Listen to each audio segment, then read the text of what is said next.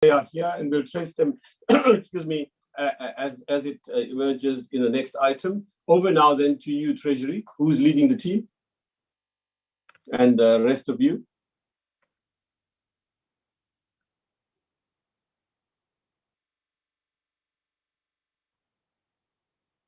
Do you know Alan? I believe the DG is. DG, I don't see him here, no? Will you help me along with the management committee? I'm not as fast as other chairs are on this.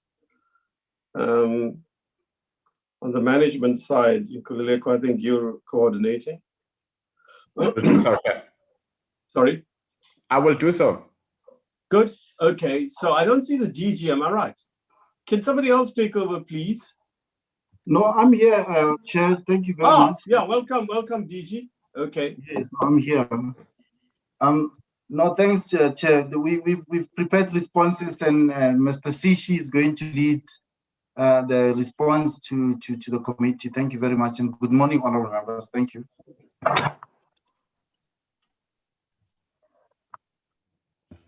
Thank you, Chair. Thank you, DG.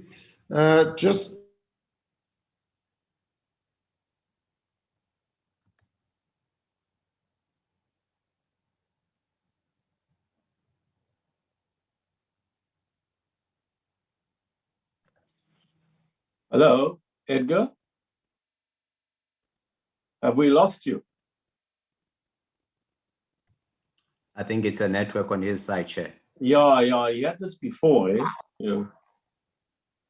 Can somebody help, DG? Chair, my connections are a problem. I don't know why.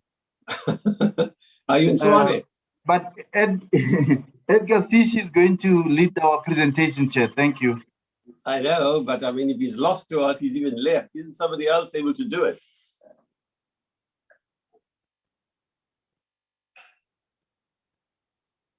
Can't you deal with the aspects that other officials have to deal with in the meanwhile, while he comes back to us? In fact, he's not here.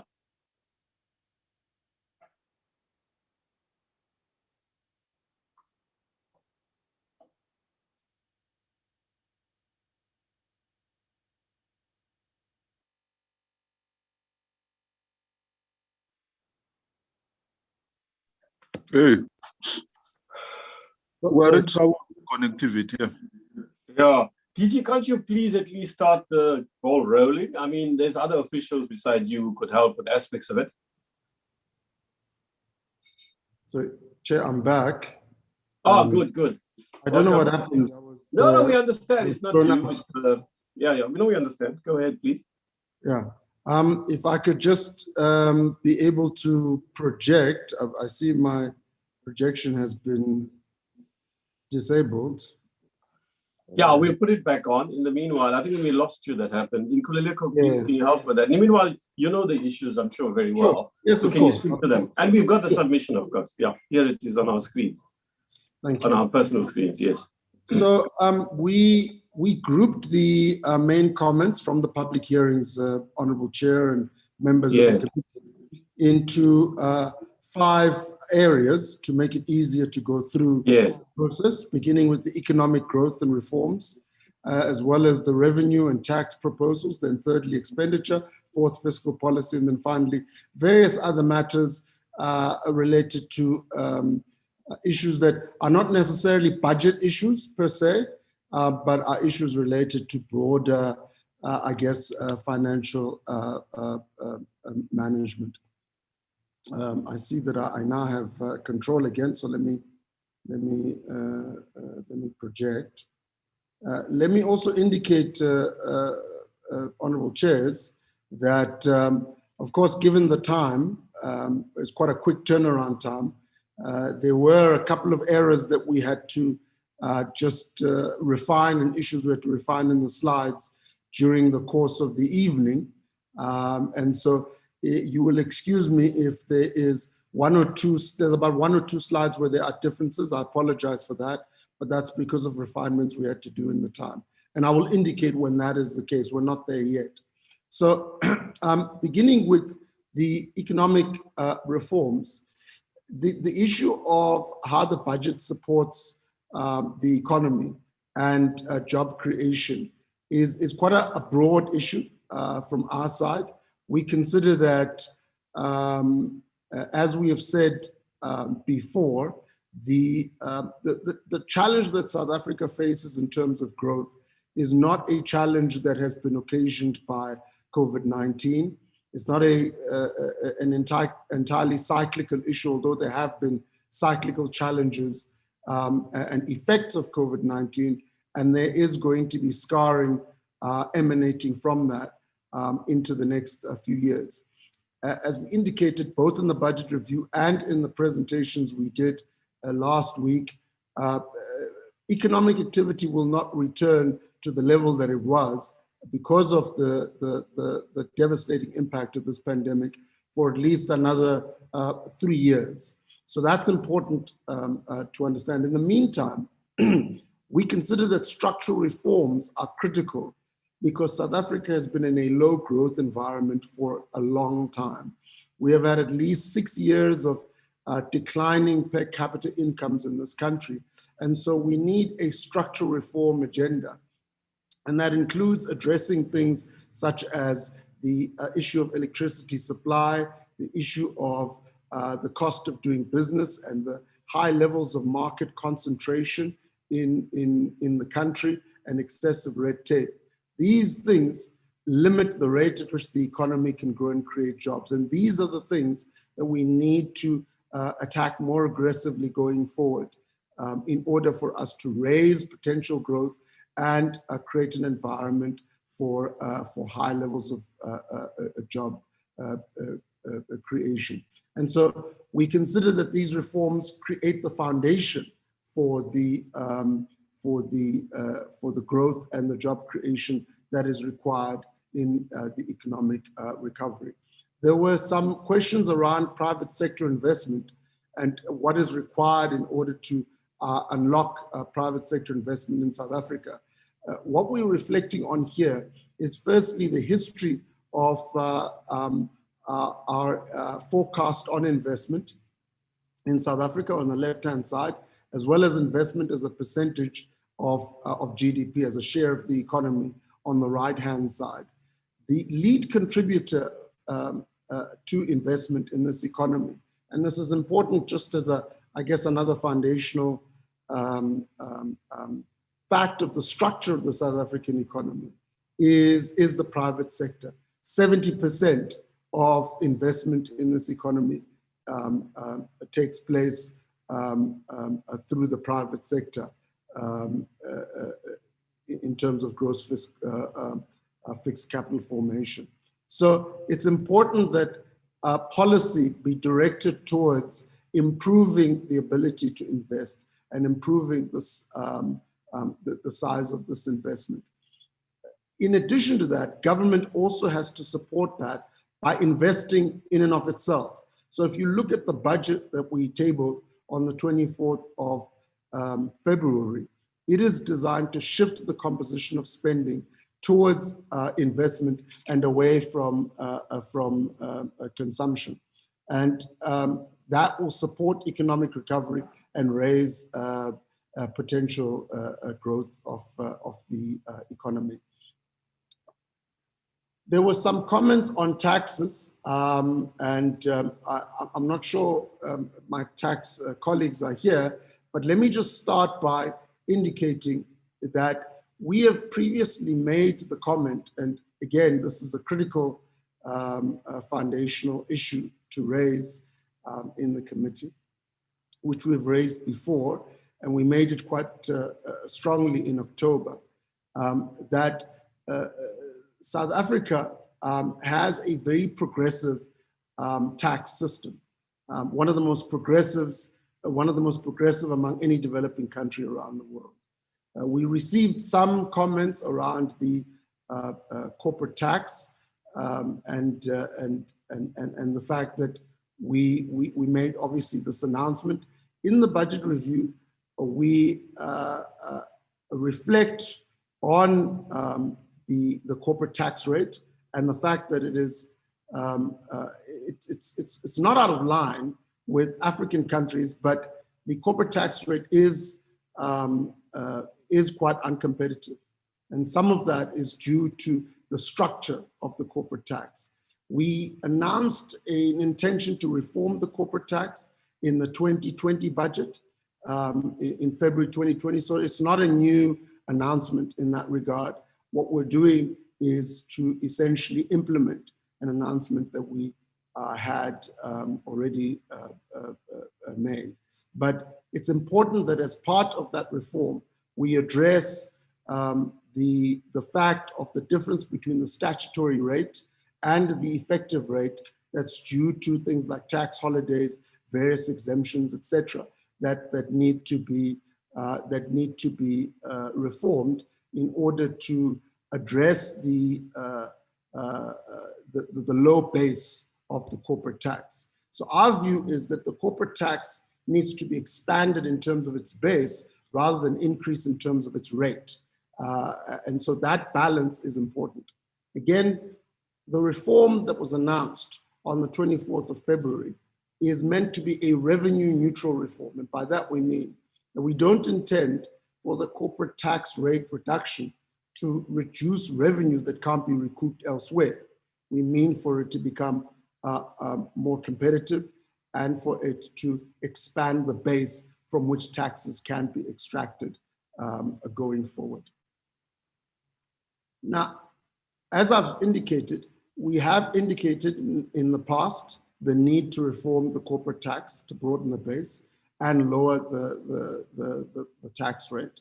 And so this slide reflects some of the literature and some of the research that's been done in this area, both domestically and internationally around the corporate tax, and the fact that you can facilitate greater economic growth by having a more efficient tax system that doesn't have a lot of distortions and a lot of some of these, I guess you could call them loopholes that have been there over time. And so we consider that this is an important efficiency reform for the tax system in South Africa, including because it is oriented towards supporting economic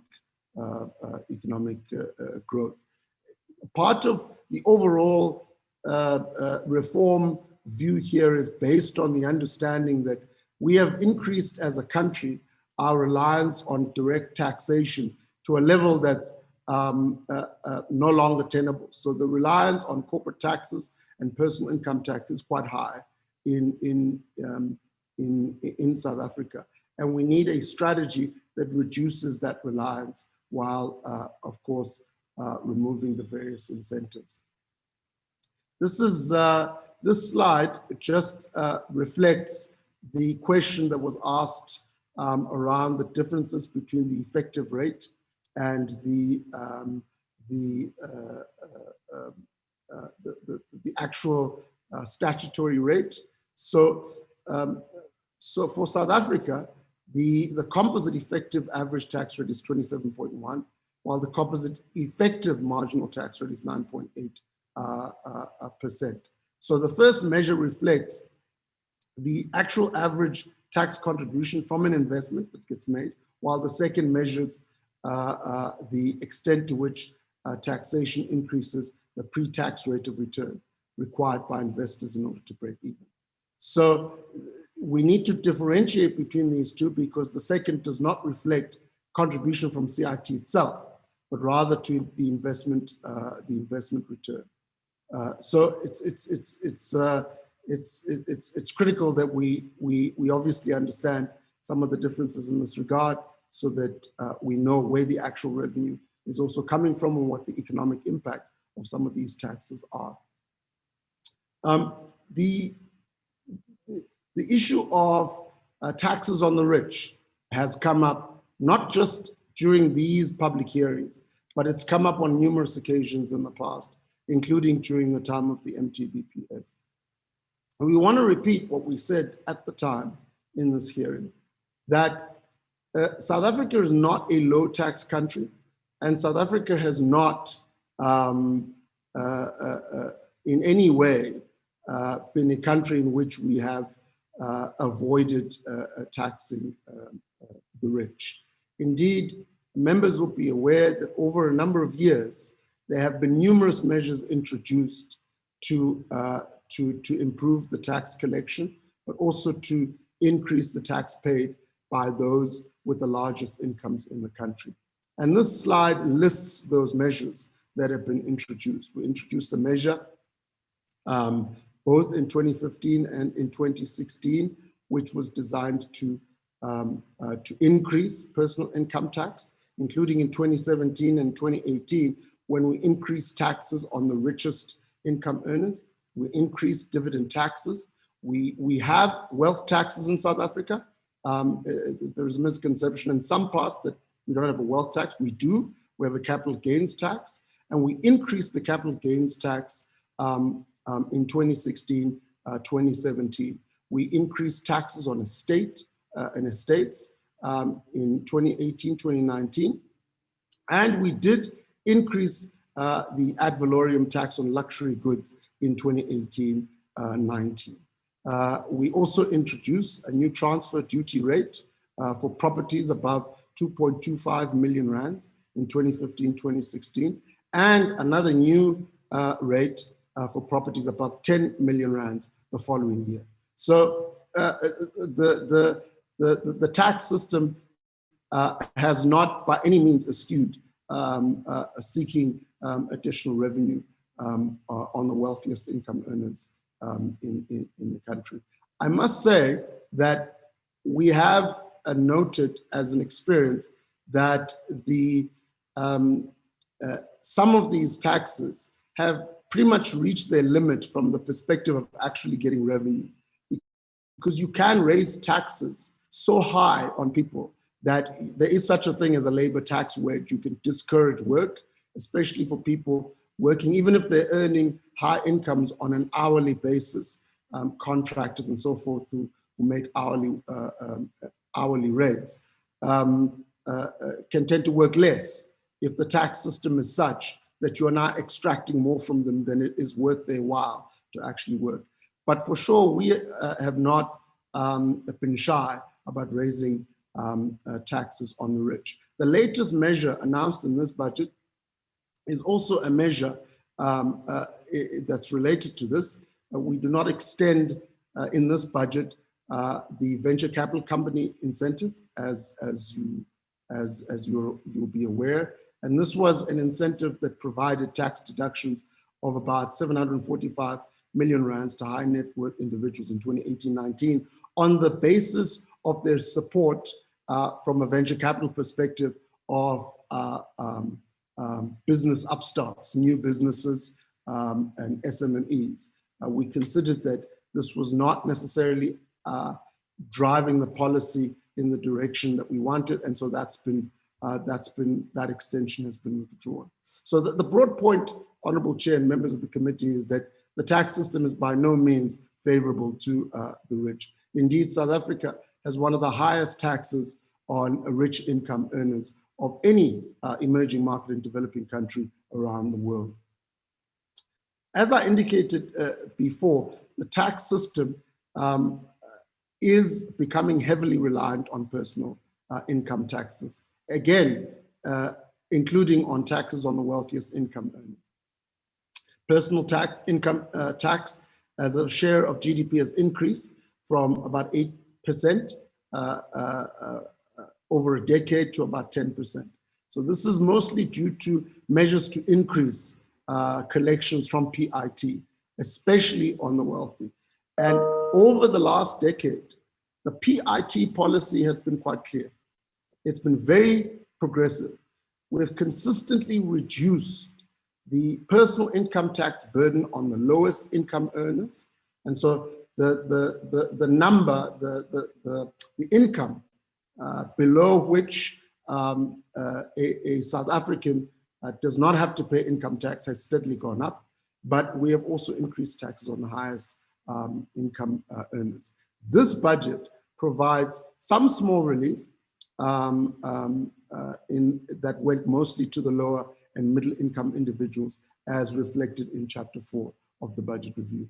Just quickly, the graph on the left-hand side shows South Africa compared to other countries on the personal income tax. I would call your attention to, we group these countries by low-income countries in the black, in the gray, it's middle-income countries. South Africa is classified as an upper middle-income country, so that's in the maroon, and then the high-income countries are in the darker gray. You can see in this graph that South Africa's taxation of personal income is quite high, much higher than the averages for its upper middle income peers. So to the left are most of the emerging market countries. Sorry about that. I don't know, these intrusions seem to have occurred on Wednesday too, but they're silly, they're idiotic if they are these intrusions, but go ahead, please. Yeah. So you can see there that upper middle income countries are to the left-hand side of this table, whereas South Africa has got a tax rate quite close to much richer countries than itself. So I think, again, this is empirical evidence to indicate where we are in terms of taxation as a country, and what informs our thinking about how taxes should go into the future, given the current tax base with which we are operating. This is a slide that outlines the comments around the excise duties. There were some comments around increasing the duty on alcohol and tobacco, and that this should be delayed. What we did here in looking at the impact on revenue, we obviously look at behavior as well as what's happening with illicit trade and the potential social and economic harm from consumption of these products. So we raise these excises quite normally every year. And so when we do that, we calculate on the projected retail sales. So you can see that there's a rand amount by which these increases are done. And it is done on the projected retail sales for the fiscal year or the expected inflation, CPI, whichever is the highest. And it's often based on the trade-offs within the fiscal framework in respect of what needs to happen in terms of what needs to be funded and how the tax base needs to support that. We are concerned about illicit trade. Part of the reason for adding money to the budget of SARS is to capacitate it to improve its enforcement in this regard. So obviously we will review that as we go along, and we will review what is required in order for SARS to do what it needs to do. But SARS also needs to improve its own efficiency in that regard. But the bottom line is that that's a big part of why we have proposed that addition to the budget of SARS. There was a comment around increasing the health promotion levy to 20%. We note this comment, and we are reviewing the impact of the current levy and how that can be taken into account in any future amendment. And so we take note of that, and we will review the health promotion levy going forward. Moving to VAT, there were some issues raised on VAT. Various commentators raised issues of VAT refunds to exporters, particularly with reference to a case that has gone to court recently. And there is a context here, and Momo will come in later, but I don't want to go into all the details, but we make a statement in Annexure C of both this budget review and the previous budget review, which is relevant to the industry, in that schemes and malpractice to claim undue VAT refunds have been detected in the value chain related to gold exports. So we've noted this, and this is something that obviously we'll need to take up. So we note that issue, and we're very much aware of it. Now, while the judgment was in the taxpayers' favor, in that a 4-month period was set for SARS to conclude the audit, it also speaks in other ways to the proposals that have been made by the contributors who were making their contributions during the public hearings this week. So for sure, that's something that's very much on our radar screen, and the committee should be aware of that.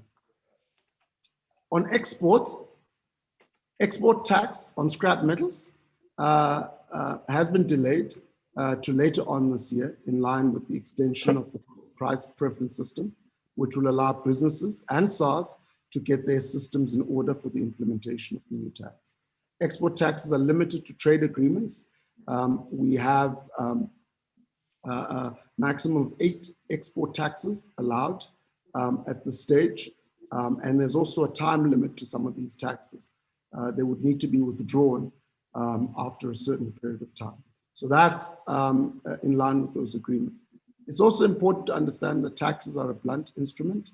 Export taxes are even worse in this regard, because it's not easy to achieve objectives like lowering pricing of a commodity locally. There's winners and losers. There are people who sell that commodity, there are people who buy that commodity. And so that also has to be taken into consideration. With respect to that issue, also want to call attention to the members and also to colleagues and civil society organizations to what we have already indicated, both in the 2020 budget and in the MTBPS, on capital flows modernization and the work that the South African Reserve Bank is doing in implementing those CFM reforms in the current financial year. That is all in the annexures to the budget documents that we publish, and we would call commentators as well as members to read through some of that detail that is there. Finally, on Regulation 28, the Gazette is published to enable pension funds to invest in infrastructure. The circular from the Reserve Bank in this regard will not change the current approach to retirement funds, but that obviously is work that continues to be ongoing. And finally, with respect to VAT refunds, there were several statements made. We repeat them here in quotes. I'm not going to go through each of them because they are known. A number of these have been part of court action, and as the court pointed out, the time required for an audit depends on the circumstances, and it can take days, it can take weeks, sometimes it can take even months, depending on the complexity of the audit. But both Treasury and SARS are open to engaging with the contributors in this regard on approaches to improving the balance of interests of taxpayers and the fiscal. So we're very much open to these discussions, and these discussions have taken place over a number of years, and we welcome that they should continue. Turning then to questions around some of the points raised by both the Parliamentary Budget Office as well as the FFC and some other commentators as well, Mr. Chairman, on South Africa's fiscal position and the issue that has been raised before on the issue of austerity versus expansion. This is an ongoing debate, as you indicated, Chair, during the sessions earlier this week. I'm not going to repeat what we said in October in its entirety, because I think for the sake of time, it's clear that, as Dr. Siraj Mohammed indicated, the PBO basically has the same position on the fiscal stance that they had before. We disagree with the PBO. We consider that South Africa's fiscal position since the global financial crisis has been expansionary. South Africa, in our view, has never had a fiscal austerity. Indeed, even at the level of the overall funding envelope, in other words, the spending envelope of government, every year the spending envelope in aggregate has always been rising. Of course, in individual areas, departments will point to reductions in their individual budgets as monies are being reprioritized from them to other areas. That's fair enough, and that's of course true. But as an overall fiscal position, South Africa has never been in austerity. This graph shows both the structurally adjusted primary balances of South Africa and the cyclically adjusted primary balances of South Africa. And as you can see, in the main, we've generally been in negative territory. In other words, we have always spent more than what we get in revenue after excluding for debt service costs. We've always chosen to spend more than what we get for revenue in every year. And that's important to understand because that speaks to the fact that our policy choices as a government have never been about austerity. So we fundamentally disagree with that, and our proxy for measuring that is the primary balance, which, as I've just said, has been in negative territory quite consistently for more than a decade now, indicating that South Africa's fiscal expansion has been very much clear in the numbers. Turning then to the issue of the fiscal consolidation itself and our justification for it. Again, our position here is very much the same as it was in October, so I'm not going to repeat everything. We, as I said at the beginning, have noted that South Africa's economic challenges are long run in nature, they're structural in nature. They are not new, and they've been there for a number of years. And they have occurred even as government spending has been higher than both economic growth and inflation. So what we're seeing is that, first of all, investment has been falling, has been low and falling. And part of what we're trying to do in this budget, as I said, is to obviously promote higher levels of investment in the economy. But for all intents and purposes, Chair, let me summarize by saying that while we have had this shock, it is critical for us to have a policy that addresses the long run problems of the economy, both in terms of investment, but also in terms of the structural impediments to job creation and growth in the economy. We are increasing temporarily spending. So you can see in 2021-22, there is an increase in the spending ceiling by 35.2 billion rands. And the reason for this is to promote the opening up of the economy and to support households and businesses, particularly in the midst of the COVID pandemic, by making more additions to the health system. And so we're making temporary additions to spending, but over the medium term, the stance is focused on repairing the public finances. The fiscal position was weak before the current crisis. It's deteriorated more now, and so we need urgent steps to address the fiscal position. South Africa's debt situation, Chair and members of the committee, is worse than its emerging market peers on average. If you look at the fiscal data of IMF published last month, it shows that the average emerging market country has a debt level of about 60% of GDP. We have a debt level of about 80% of GDP.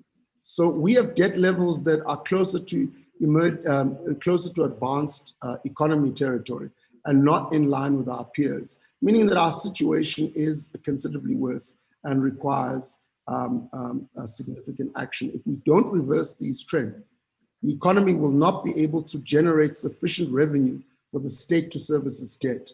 As we indicated in our presentation last week, at the moment, 1 out of every 5 rands raised in tax revenue is going towards servicing debt. And this trend cannot continue because this is what's crowding out funds from the critical areas of government spending, including service delivery. And this trend needs to be arrested. Otherwise, the adjustments that will be required in future years will be much worse than what we are proposing in this budget. We've spoken about fiscal multipliers in the past, that part of what we're trying to do is address the fact that fiscal multipliers have fallen. In other words, every additional rand that's being added to government spending is having less and less of an impact on positive impact on economic growth. And so part of what we need to do is, on the one hand, we need to address the structural constraints to growth, and that's part of what initiatives like Vulindlela are designed to do. And on the other hand, we need a fiscal consolidation in order to narrow the budget deficit and stabilize debt, because an increasing amount of the spending is coming out of debt, and that debt is incurring an interest, which is then withdrawing from the benefit that you're getting from the spending that you're doing.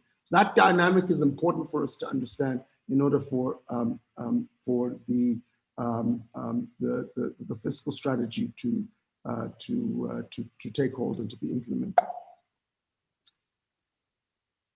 Speaking of the fiscal strategy, this is basically a summary of it. We've already reflected on this in the previous presentation that we did after budget tabling, so I'm not going to go through each of these.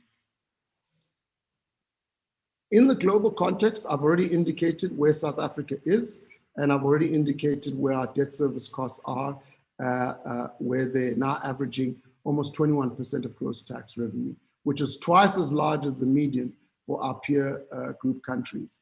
And this is a message that we continue putting out, that we have a situation in the country which is considerably more severe than what we're seeing in peer countries. The graph on the left shows budget deficits, and it shows that South Africa is among some higher, is on the higher end of the band, as it were, in terms of deficits. And on the right-hand side, you can see where we are in terms of debt service costs. In other words, the cost of actually servicing the debt that we've been accumulating over a number of years.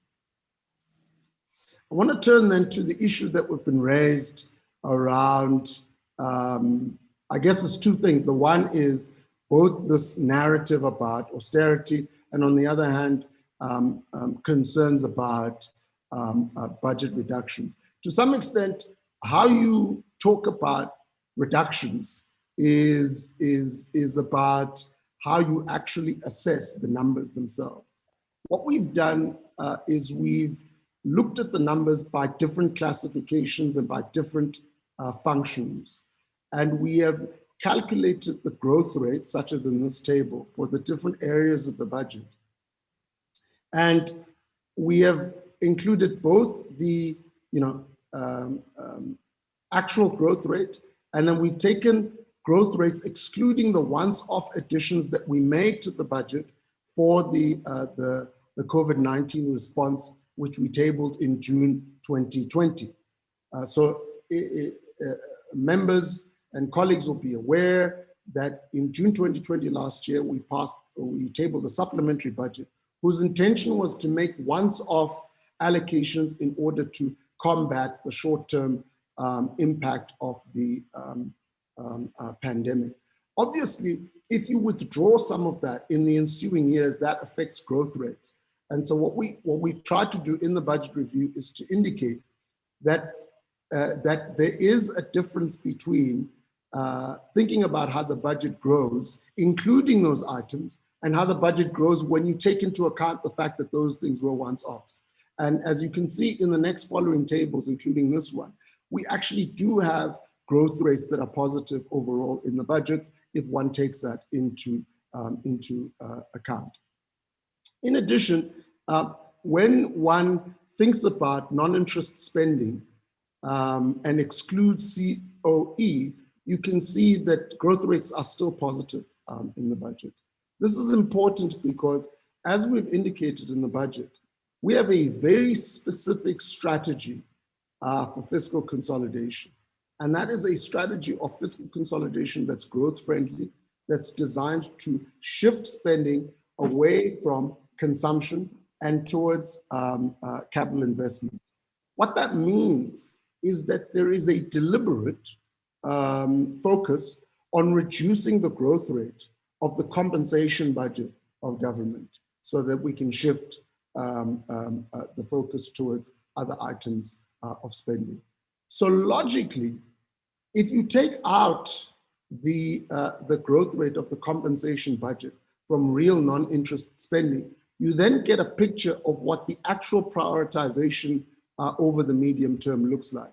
And in that regard, what we try to indicate here and in the following slide is once again that over the MTF, while growth rates are very, very low, of course, and lower than they have been in the past, it's not accurate to say that the budget is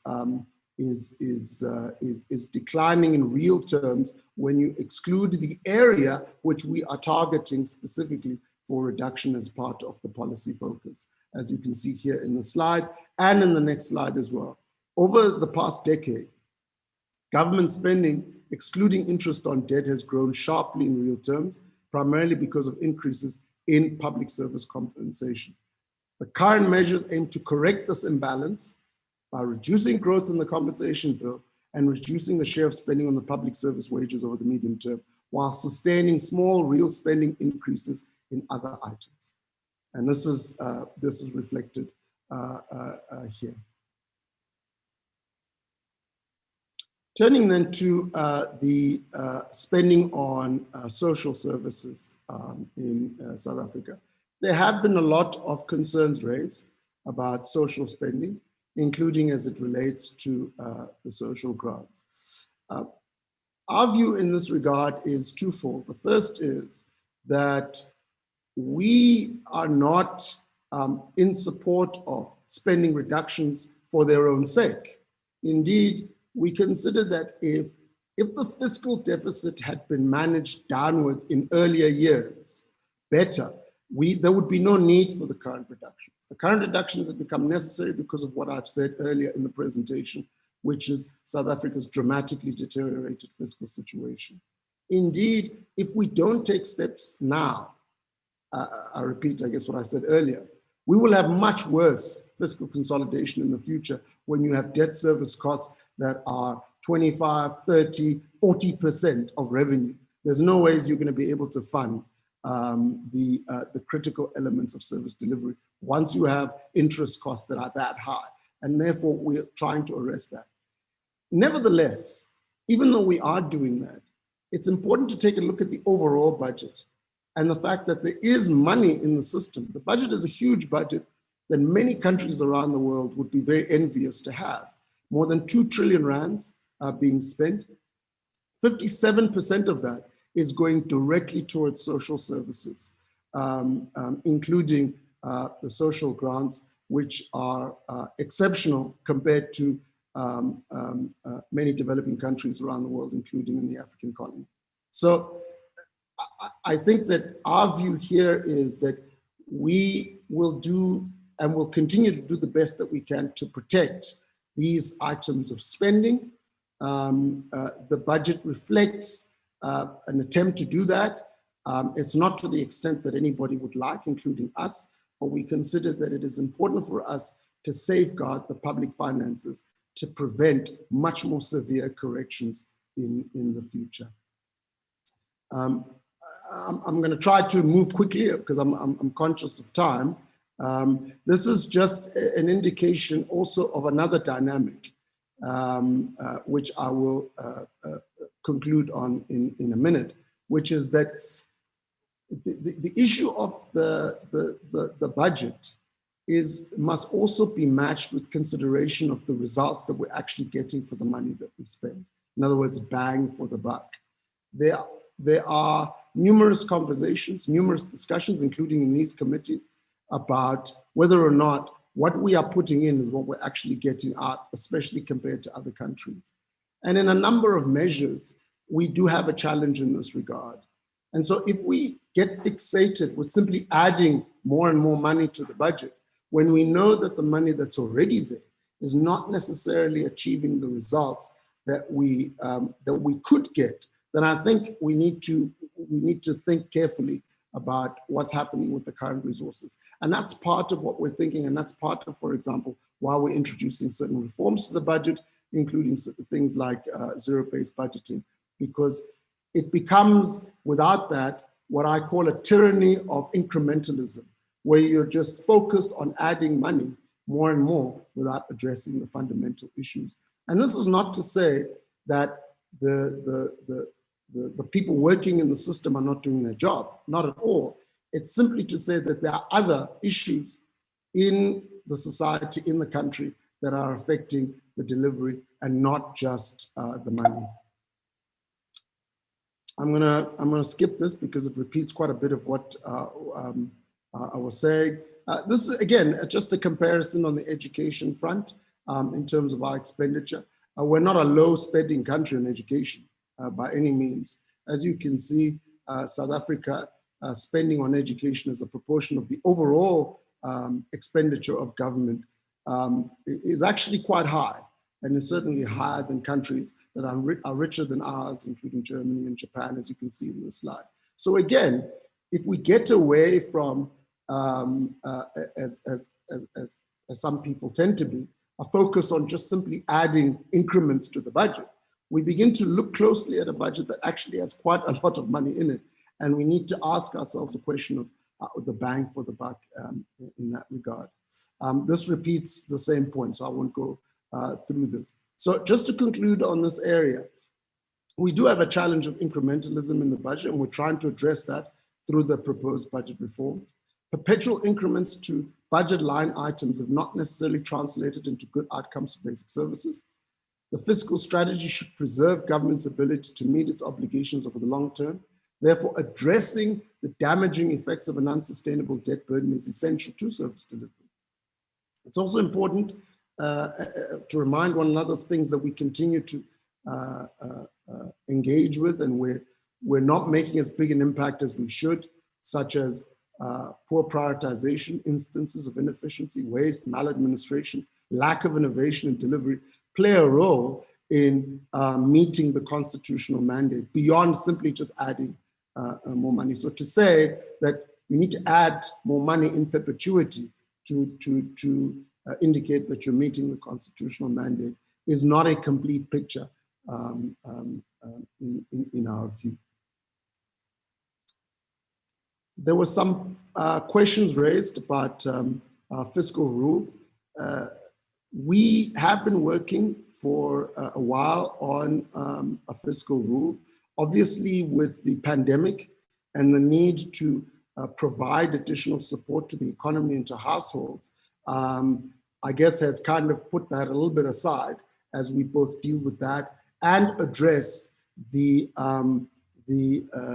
need to reopen the economy by supporting a mass vaccination campaign. But there are some principles around a fiscal rule that are important. One of them is that a fiscal rule must be clear, it must be credible. In other words, stakeholders must have a sense of credibility about it. Either law or something. Expenditure balance rules can be effective in ensuring debt sustainability, in our view, as well as promoting various degrees of macroeconomic stability. One option in this regard could be to introduce a debt ceiling. That's something that's been on the table. But again, it needs to be credible.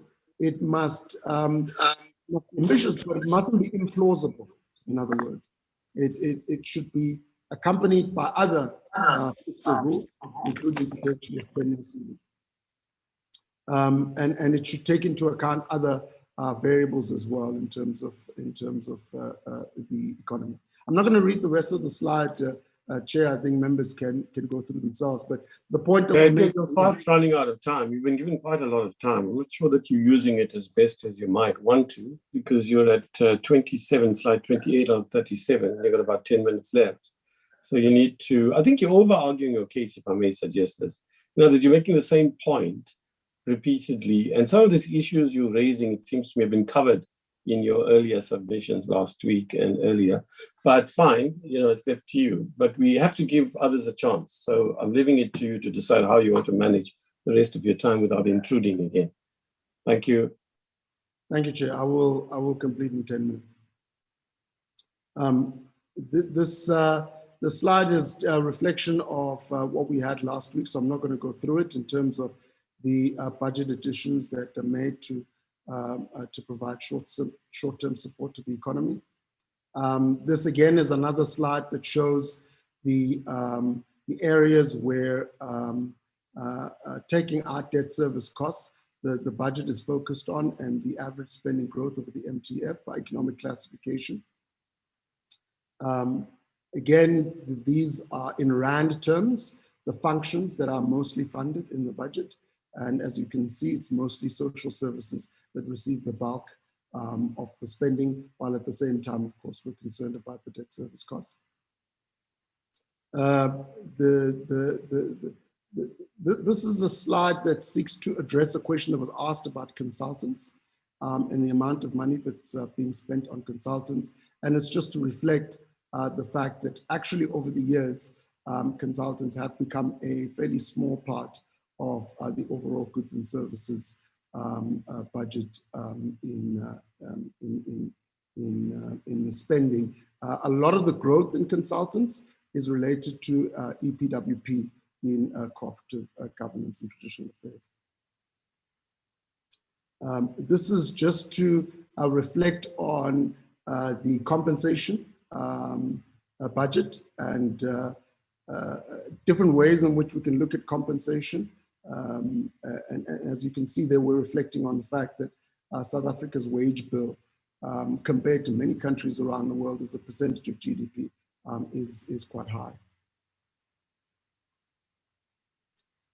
Part of the reason for this is that compensation has outpaced economic performance and GDP per capita, as reflected in these slides. And that's another area that is part of the analytical work that we've brought to bear, as it were, in our policy approach in this regard. We've already reflected on the division of revenue last week, so I'm not going to repeat that. And then finally, Chair, has come to a close. There was a set of comments around the public procurement bill, and this slide seeks to just outline the current timelines for the processing of the bill. One of the issues here to bring to the committee's attention is that we received an enormous number of public comments on the bill. I believe hundreds of them, and that have needed to be collated. But nevertheless, this slide shows the public procurement bill timeline. Chair, this slide also reflects on some questions around how we are improving the procurement system, including the use of IT in the procurement system. And the National Treasury is working with provincial treasuries, which is important because a lot of the spending is taking place in provinces, on how we can improve the use of IT, particularly to improve transparency in the procurement system, including in respect of tenders and so forth. Let me then conclude, Chair, by indicating that we consider that the budget strikes a balance, a difficult balance, between providing immediate support for the economy and addressing the weakness of the country's public finances. The medium-term fiscal policy focuses on extending support in response to COVID, narrowing the budget deficit and stabilizing debt, exercising constraint in non-interest expenditure, while improving the composition, as I said, away from consumption towards investment. Returning the public finances to this position will require ongoing restraint in expenditure growth, particularly given what I said earlier about the constraints we have on the tax side, but also the implementation of structural reforms to support economic growth is going to be absolutely critical there. There are risks to the fiscal framework. As I indicated, they relate to the macroeconomic outlook, the public sector wage bill, and finally, risks emanating from state-owned companies. Chair, I will stop there. We can take questions. There are, I believe, a number of colleagues from the Treasury that can also assist with any specific technical issues in that regard. Thank you, Chair. Thank you, Edgar. Sorry, we still have a few minutes left, but fine. You know, we can use it later if you care to. Did you want to add anything before we come to the stakeholders replying and then we hand over to the committee? DG? No, Chair, I will leave it there. Okay, It's fine. fine. You can always come back later. All right, then can we hand over, perhaps we can do it in the way we appeared on Wednesday. I see quite a few in Kulileko of the stakeholders are here. I saw Busi Sepeko, I also saw, I think, Sharon, and I saw Kone, I think. There may be others. I didn't recognize them, but they're there. You'll help me with the management chat group, right? So can we have maybe the fiscal cliff study group isn't here, am I right, colleagues? Yes, we are here. Thank you. Okay, you want to come in? So I think there's about 6 of you. You can split the 45 minutes, an average of 5 minutes for now, and then let's see how it goes. Okay. Thank you very much, Chair. Thank you for the opportunity, and thank you to Mr. Sishi from Treasury for that clear presentation. Again, I think we're going to stick to the macroeconomic context of the budget. And what we are really worried about is this, the debt levels. And especially it seems as if we are sort of drifting from one crisis to another, each time hitting higher, but each time going into these crises on a higher debt level. I mean, we were at 30% in the 08-09 global financial crisis. We went into COVID with about 60% of debt. And now our question is, we talk about debt consolidation over the next 3 or 4 years. Yes, but the question is, let's say we have another global crisis by that time, and we are sitting on debt to GDP of 100%, for example, what steps or how are we going to be able to weather that storm? So I think in general, our question is just about our ability to absorb the next crisis, especially Treasury's view, because we know a next crisis is coming. Obviously, none of us know when or where. And then, of course, if we are sort of compliant with the debt to GDP levels, which currently seems to be going, we talk about stabilization about 90%, but it could much easily go higher. So again, the question is, how are we actually going to not only stabilize, but lower our debt levels in order for the country to be able to absorb some of these future crises? I hear that Treasury talking about restraints on expenditure and structural reforms, but in our view, we at this stage, we definitely need more details exactly on those issues. And then just, Chair, possibly one practical example that we have given before to this committee, but it's on the procurement of government's fleet and on vehicles. And again, we want to make the point that possibly a small positive starting point is if all these vehicles were at least procured vehicles that are manufactured in South Africa, also linking to Treasury's shift from the consumption to the investment in the economy itself. Otherwise, that's all from our side. Thank you, Chair.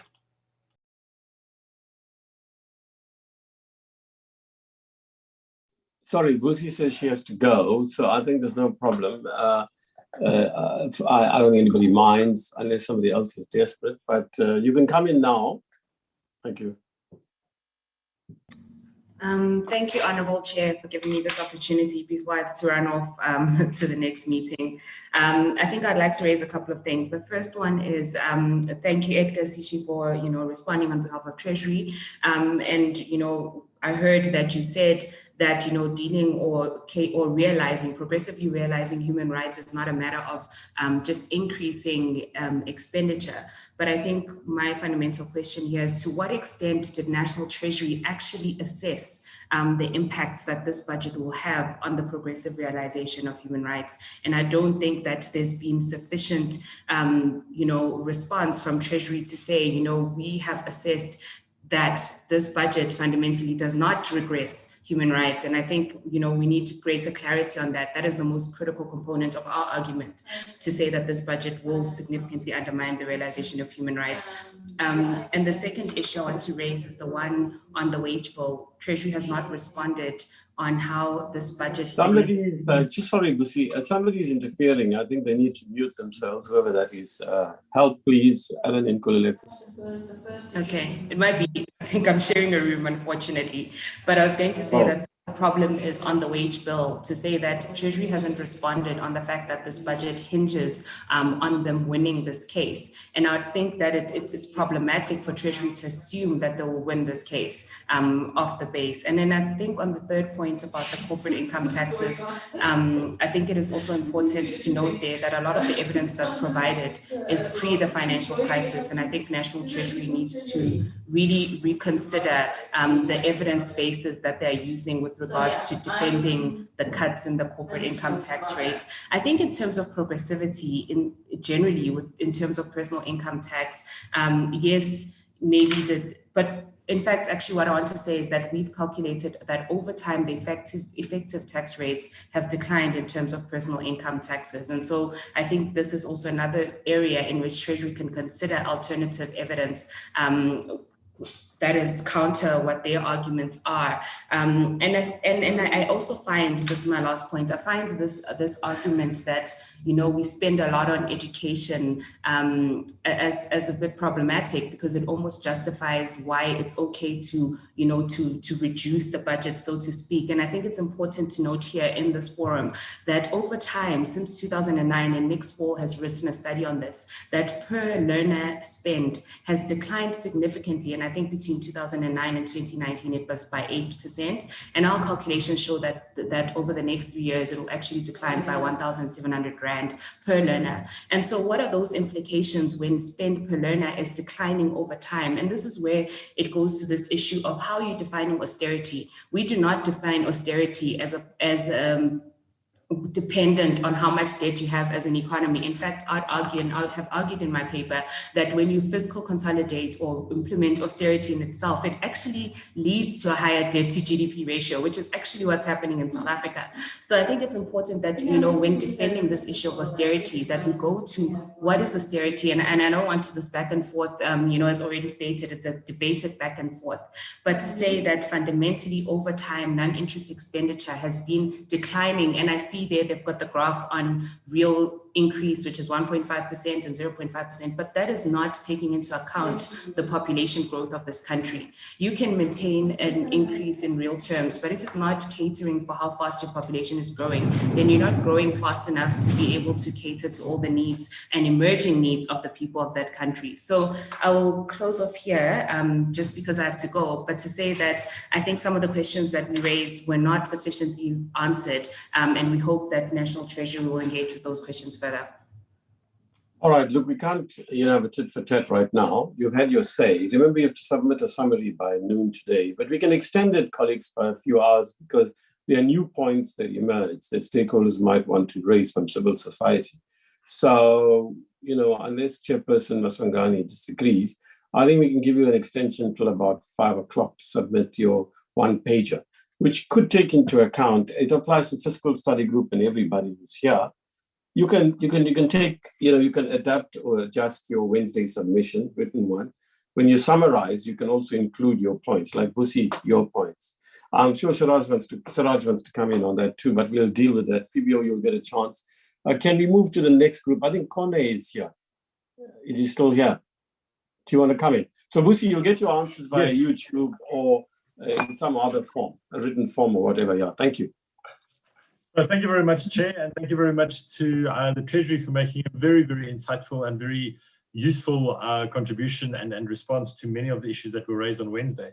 So I'll focus specifically on the excise taxes on tobacco and alcohol, and more specifically on tobacco, and also bringing in a little bit the health promotion levy on sugar-sweetened beverages. So I think often what we find is that there is this, to some extent, false dichotomy between, on the one hand, health, and on the other side, economics. So often excise taxes are being presented as this is going to hurt the economy, it's going to hurt industry, and so on. Whereas I believe that is a false dichotomy. And the reason it's a false dichotomy is by increasing the excise tax, there will be at least two wins. On the one hand, you will have a win for public health, and that's going to be that people are going to be consuming less of the product. And on the other hand, you've also got a win in terms of an increase in revenue. Of course, the argument of this is going to result in a decrease in employment, that will be raised, and will be raised very forcefully. The evidence for this from studies that we've done both looking at international studies and South African studies, it's not completely obvious that there's going to be that massive employment impact. But of course, one is always sensitive to these kind of things. So I think it's important that we should realize that an increase in the excise tax will, in the long run, be good for the economy because you're going to reduce your health expenditures. In the case of the health promotion levy, and to some extent also for alcohol taxes, what these taxes do, and they have been well designed by Treasury in the past, they also have a supply response. And specifically for the health promotion levy on sugar-sweetened beverages, what we've seen over the past 2 or 3 years is that because the tax has been levied, this has created the incentive for companies to reduce the sugar content on these particular products. And that's a good health outcome. We have seen a similar kind of thing for alcohol, where companies have been reducing the alcohol content of beer, of spirits, in response to the fact that the excise tax is levied on the alcohol content as opposed to the volume of the beverage itself. Something that Mr. Sishi did not address is the issue of South Africa's non-ratification of the protocol to eliminate the illicit trade in tobacco products. I'm not sure if this is something that falls within the ambit of Treasury or whether it falls more specifically in the ambit of SARS, but I think it's an important issue. South Africa— Yes, they must respond to that. Yes, they have to do that. Yes, I'm surprised they haven't. We specifically asked them. Yeah. Go ahead, Connie. All right. So in terms of South Africa's illicit trade situation, we have a very, very significant problem. I don't think anybody can deny that. The exact level of illicit trade in the country is open for debate.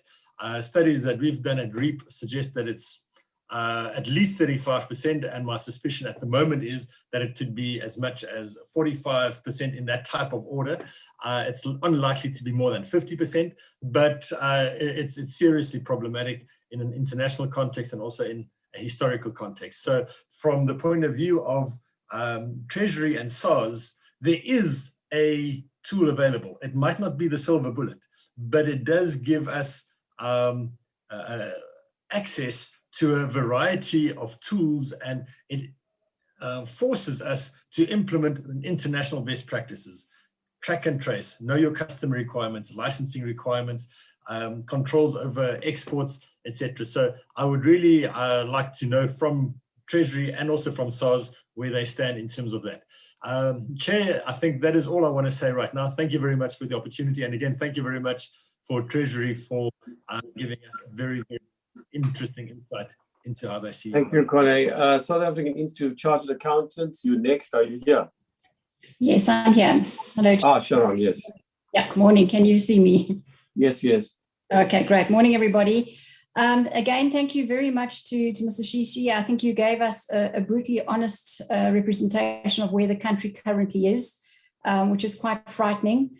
We agree with you on the corporate tax side. Thank you very much for pointing that out again. We need to broaden the base. That's the bottom line, and we need to bring the rates down to do that. We've lost a lot of taxpayers. And just to highlight the point again that you made is that if we look at our revenue, we have twice as much revenue as we did in 2005. Yet at that stage, we were running budget surpluses.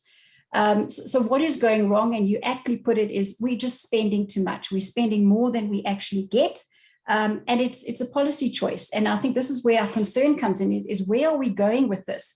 Our concern on the expenditure side, we are trying to reduce certain things, yet we're looking at social development, health, protection, police and security. Those are going down. And is that the right thing to do in the climate that we're in? Whereas other costs, although you say are going down, for instance, compensation, it's clearly not going down. The percentage growth, yes, is going down, but we're not cutting the wage bill. We need to actually cut it.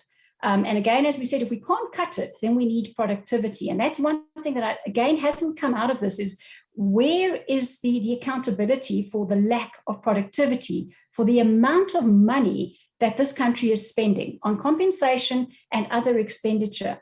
And I'd like to ask the question again, is it National Treasury? Is it Parliament?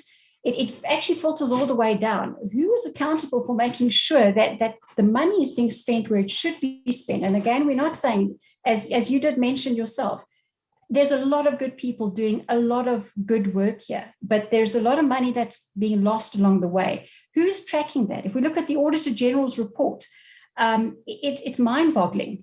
We have annual financial statements not being submitted on time. We have people overspending their budget, yet there's no consequence management for these sort of things.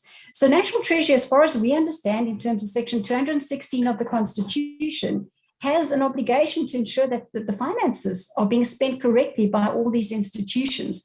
And I know certain conditional grants have been withheld by National Treasury, which is fantastic, and we hope to see more of that if these entities are not performing according to what their obligations were. But what happens to the equitable share? Who's having a look at that? For instance, the salaries that are being paid. Who's looking at the mix of our government workers to make sure that those on the ground, that we have enough of those and that they are paid sufficiently well for the important job that they are actually doing? So yeah, it's those two things. And then also the unauthorized expenditures, another concern that was highlighted by the Auditor General. Again, it seems to be we don't have GRAP in place. So that question was also not answered, is when is GRAP going to start to be implemented? It was approved back in 2012 by the ASB, yet we see SARS's deferral, asked for deferral to 2020. Not using GRAP at this stage is letting some of these institutions and organizations get away with unauthorized expenditure that is not even being recorded. Because as we understand and what we see from the Auditor General's report, is that some of this unauthorized expenditure is not even being shown because they're using their budgets for other stuff and not paying their creditors, which could answer the question as to why some of these small businesses are not being paid within the 30, 60 days, whatever it may be. Because they're just waiting for the deferral till next year, till they get the cash flow again. And so this rolling is going over on and on and on. What is happening there? We are just not seeing enough consequence management, because that is where our money is being spent, and it's been spent on the incorrect stuff. So yeah, I think that's our biggest 2 points. But yes, we need new fiscal rules. And on your point on consultants, we note that. But again, that percentage is a percentage of the budget. Not if we compare that percentage to our actual wage cost. I'd like to have a look at that. But your point is, no, it's not a big spend. But let's just look at those percentages, considering the high wage we currently do have.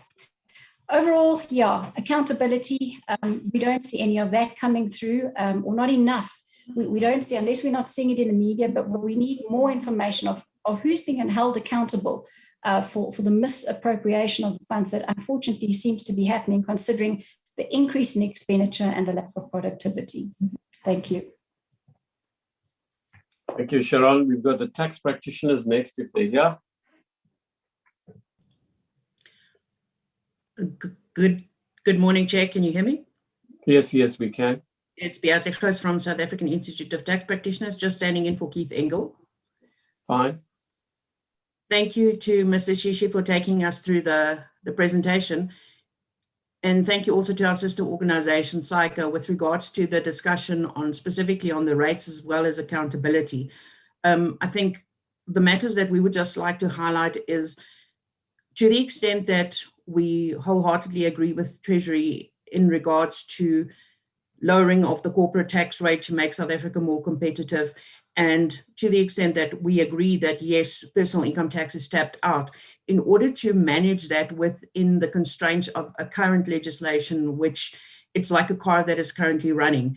You don't just stop it and change a tire at any point in time. If you want to make changes to it, you have to make it on the go. You have to make it within the parameters of the business that is running. So from that aspect, we, and I know that our sister organizations as well, we are quite happy to help and sit with Treasury and with SARS to work towards tax legislation and design that will work going forward in order to find common ground. The one item I think specifically where it is very necessary in order to make sure that things work the way they should going forward is incentives.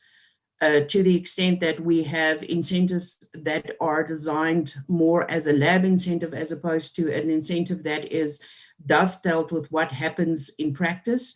It makes it costly, it makes it open to abuse. And where it comes to uptake of that particular incentive in certain instances, whether it's as a business incentive via tax or whether it's a grant, you would not see the type of uptake that you want, and certainly not the kind of bang for buck that Mr. Shishi talked about. So from that perspective, certainly we are looking forward to quite strong engagement with National Treasury and SARS going forward. The one area at the end, I think that we specifically talked about was the area of farming, manufacturing and mining, where currently, yes, there are incentives in farming. Where we look at mining, you have a very specific structure in terms of mining is a different type of business than any other. And there's been a lot of focus, I think, when we look at how insurance is being taxed and how that structure works, and a lot of focus on trying to understand that, the same with banking. But what we've done last year is when the capital allowances discussion came in, and that has then been mooted. The question was, do we then take it forward and this in 2021 have a review of specifically of the structure of mining and the taxation thereof, including diesel rebates, which has a couple of court cases ongoing at the moment, as well as then items like the royalties tax. So the question is there, can that then go forward?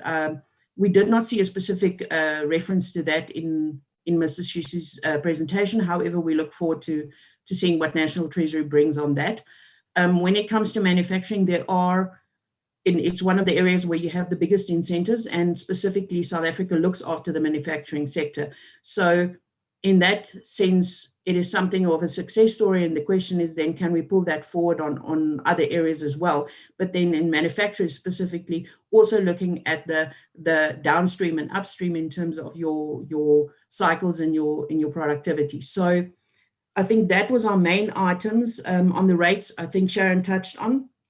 And then just lastly, in terms of our engagement with SARS, we appreciate all the support for SARS and the way things are going forward.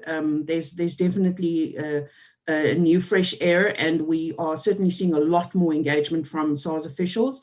We appreciate all of that. I think the big part is that it should not be underestimated the amount of work that is still lying ahead, especially if you want to take into consideration the fact that from a digitalization perspective, where we want to be as South Africa in terms of tax design and eventually reporting and collection. And to that extent, one of the main items of our presentation was we need to make sure that whatever we design from a legislative perspective flows through and can be reported and can be collected on a revenue collection point of view. Because to the extent that there is a disconnect, it doesn't matter what we do from a SARS side, what we do from a practitioner side, we will not get the money, and it will cost us double what it would in any other case. Thank you very much to everybody. Much appreciated for the opportunity. Thank you. PwC is next, if you're here.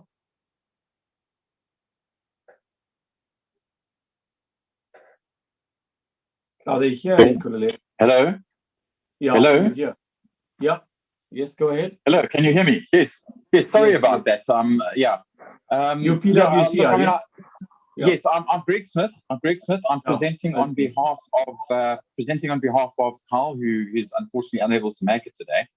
I don't necessarily want to belabor the points that have already been aptly made by Saike and Sat and others. I think thanks to Mr. Shishi for his presentation, and we think broadly that this budget was good for economic growth and for addressing the problems that we're currently experiencing in South Africa. Obviously we were under pressure before the budget. Massive fiscal deficit, and the COVID-19 has just simply made the whole situation worse. So we're in broad agreement with all of the measures that are aimed at addressing the composition of expenditure and making sure that South Africa gets a lot more bang for its buck. That seems to be a theme through the budget is increasing efficiencies, and enhancing economic growth and recovery. There are a couple of things that I want to just emphasize. The first thing is sorry about this. I'm working on my phone because my laptop is giving me problems at the moment. The first thing is the corporate income tax rate. Now, there's a lot of debate around this, and I think people shouldn't lose sight of the fact that the intention is to broaden the base. Treasury's announced an initiative to review incentives and to cut down on deductions and cut down on interest expenditure deductions, and that must be seen as measures that will overall increase tax revenues and will more than compensate for just a nominal reduction in the corporate income tax rate. At the end of the day, I think the objective of these reviews is to is not to get less money from corporates. And when you're going to get less money from corporates, you don't want to get less money from corporates. You're going to get the same amount of corporates with all the other measures that are announced at the same time. So I think a lot of this debate loses sight of the fact, and we look at a reduction in the corporate income tax rate, and we think, the corporates are getting a great deal. At the end of the day, corporate income tax is not actually borne by the company itself. It's borne by investors, it's borne by consumers, it's borne by labor. Labor has less wages because of after-tax profits reduced. Consumers have less spending power because of increased prices because of companies having to pay high taxes, and investors have less to invest in the economy and grow the economy. The other point that we want to make is just around the excise duties. We are fully sensitive to all of the difficulties and the problems that the abuse of alcohol and tobacco create in society. We are fully sensitive to all of that, and the cost to the fiscus of public health measures being needed because of the abuse of alcohol. I think that is well understood. We do, just wish to point out, these industries have been under massive pressure over the last year. They have suffered. Revenues are stated in the budget. Revenues are going to drop by 50% for 2020-21.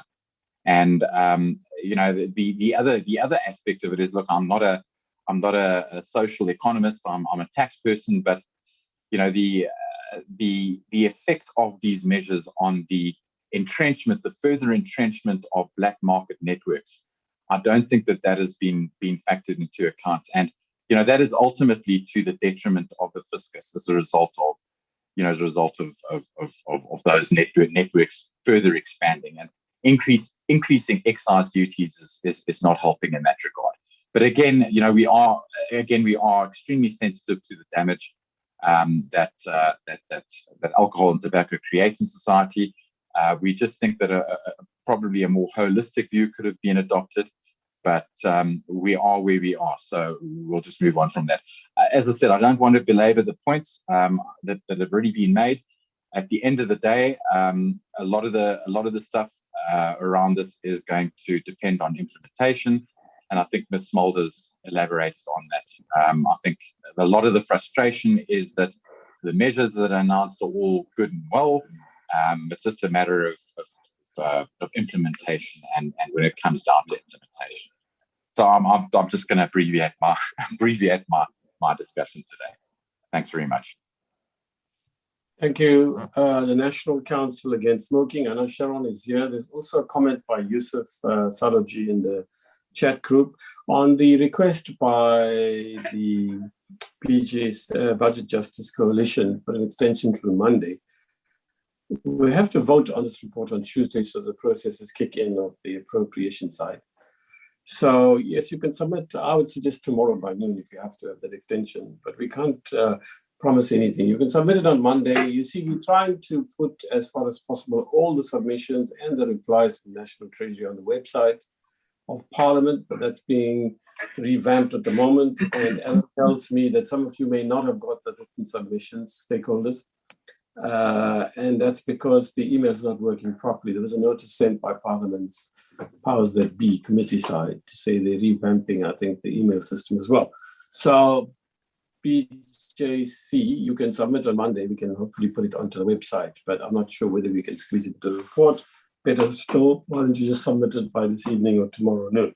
Okay, then we got the National Council. There's a comment there in the chat group. Please look at it about its effect on illnesses and debt and productivity, negative impact.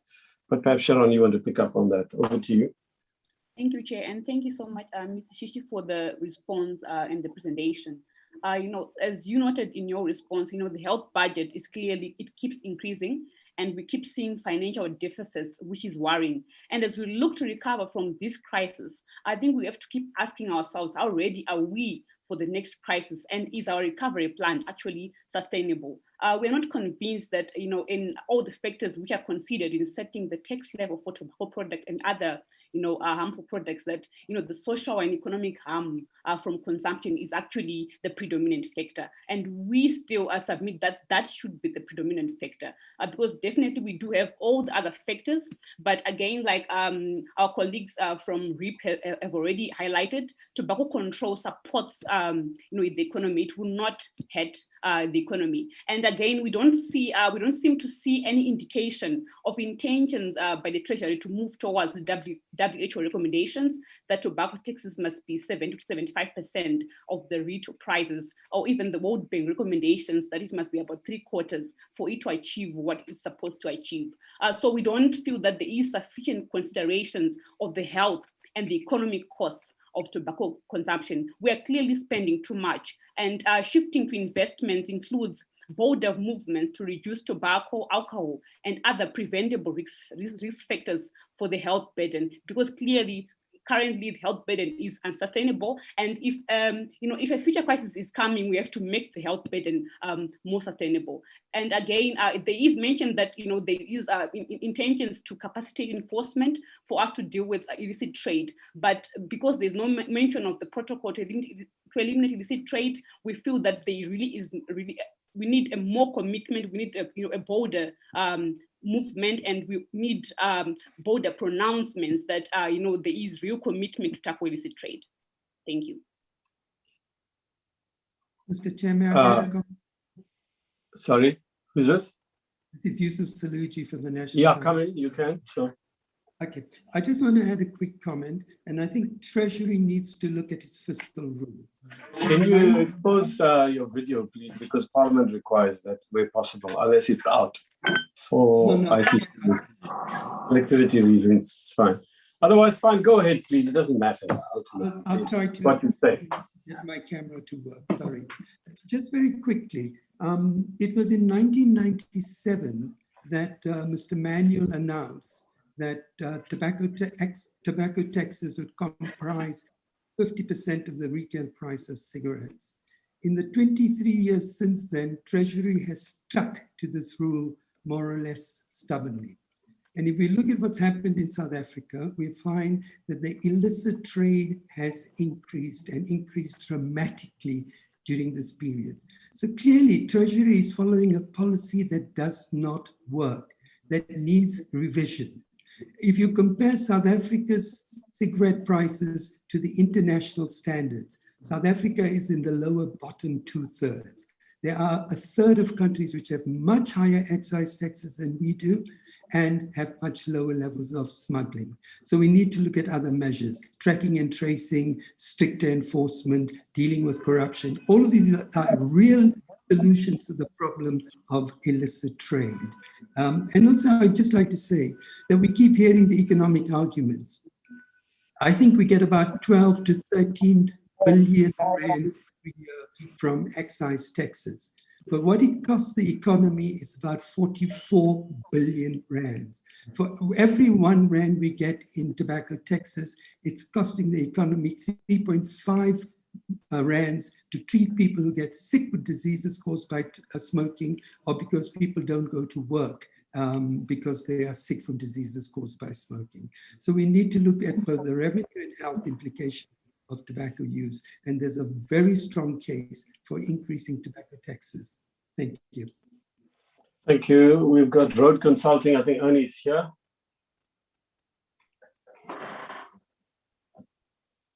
Thank you, Chair. For some reason, I can't start my video. but hopefully you can hear me. Yeah, you go ahead, please. Perhaps on your side, Mr. Honourable Chair, you can activate the video.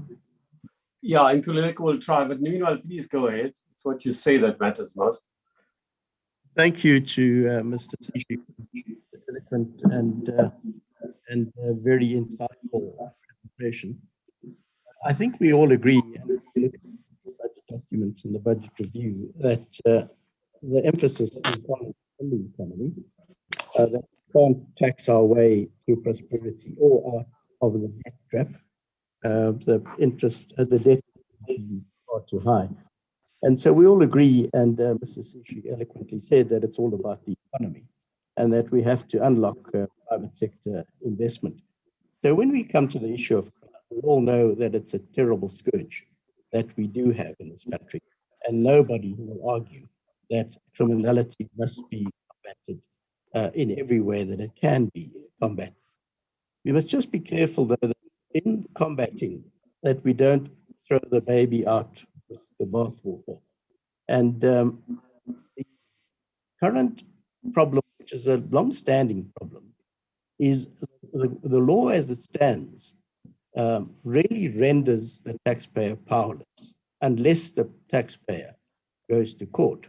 And that is, more specifically, it cannot force SARS to complete the audit in a reasonable time. It cannot force SARS to issue an assessment so that the assessment can then proceed into the formal dispute resolution process. And because of this, the particular disputes on VAT refunds can go on for up to 5 years. And that is the problem. There's no argument that there must be effective combating of criminality. And I just refer to the SARS website with regard to criminality and SARS investigations. And SARS specifically says that it does not wish to act as judge, juror, and executioner, and it will pass on investigations to the appropriate authorities, NPA, the National Prosecuting Authority, for further progress. And that's all we're asking.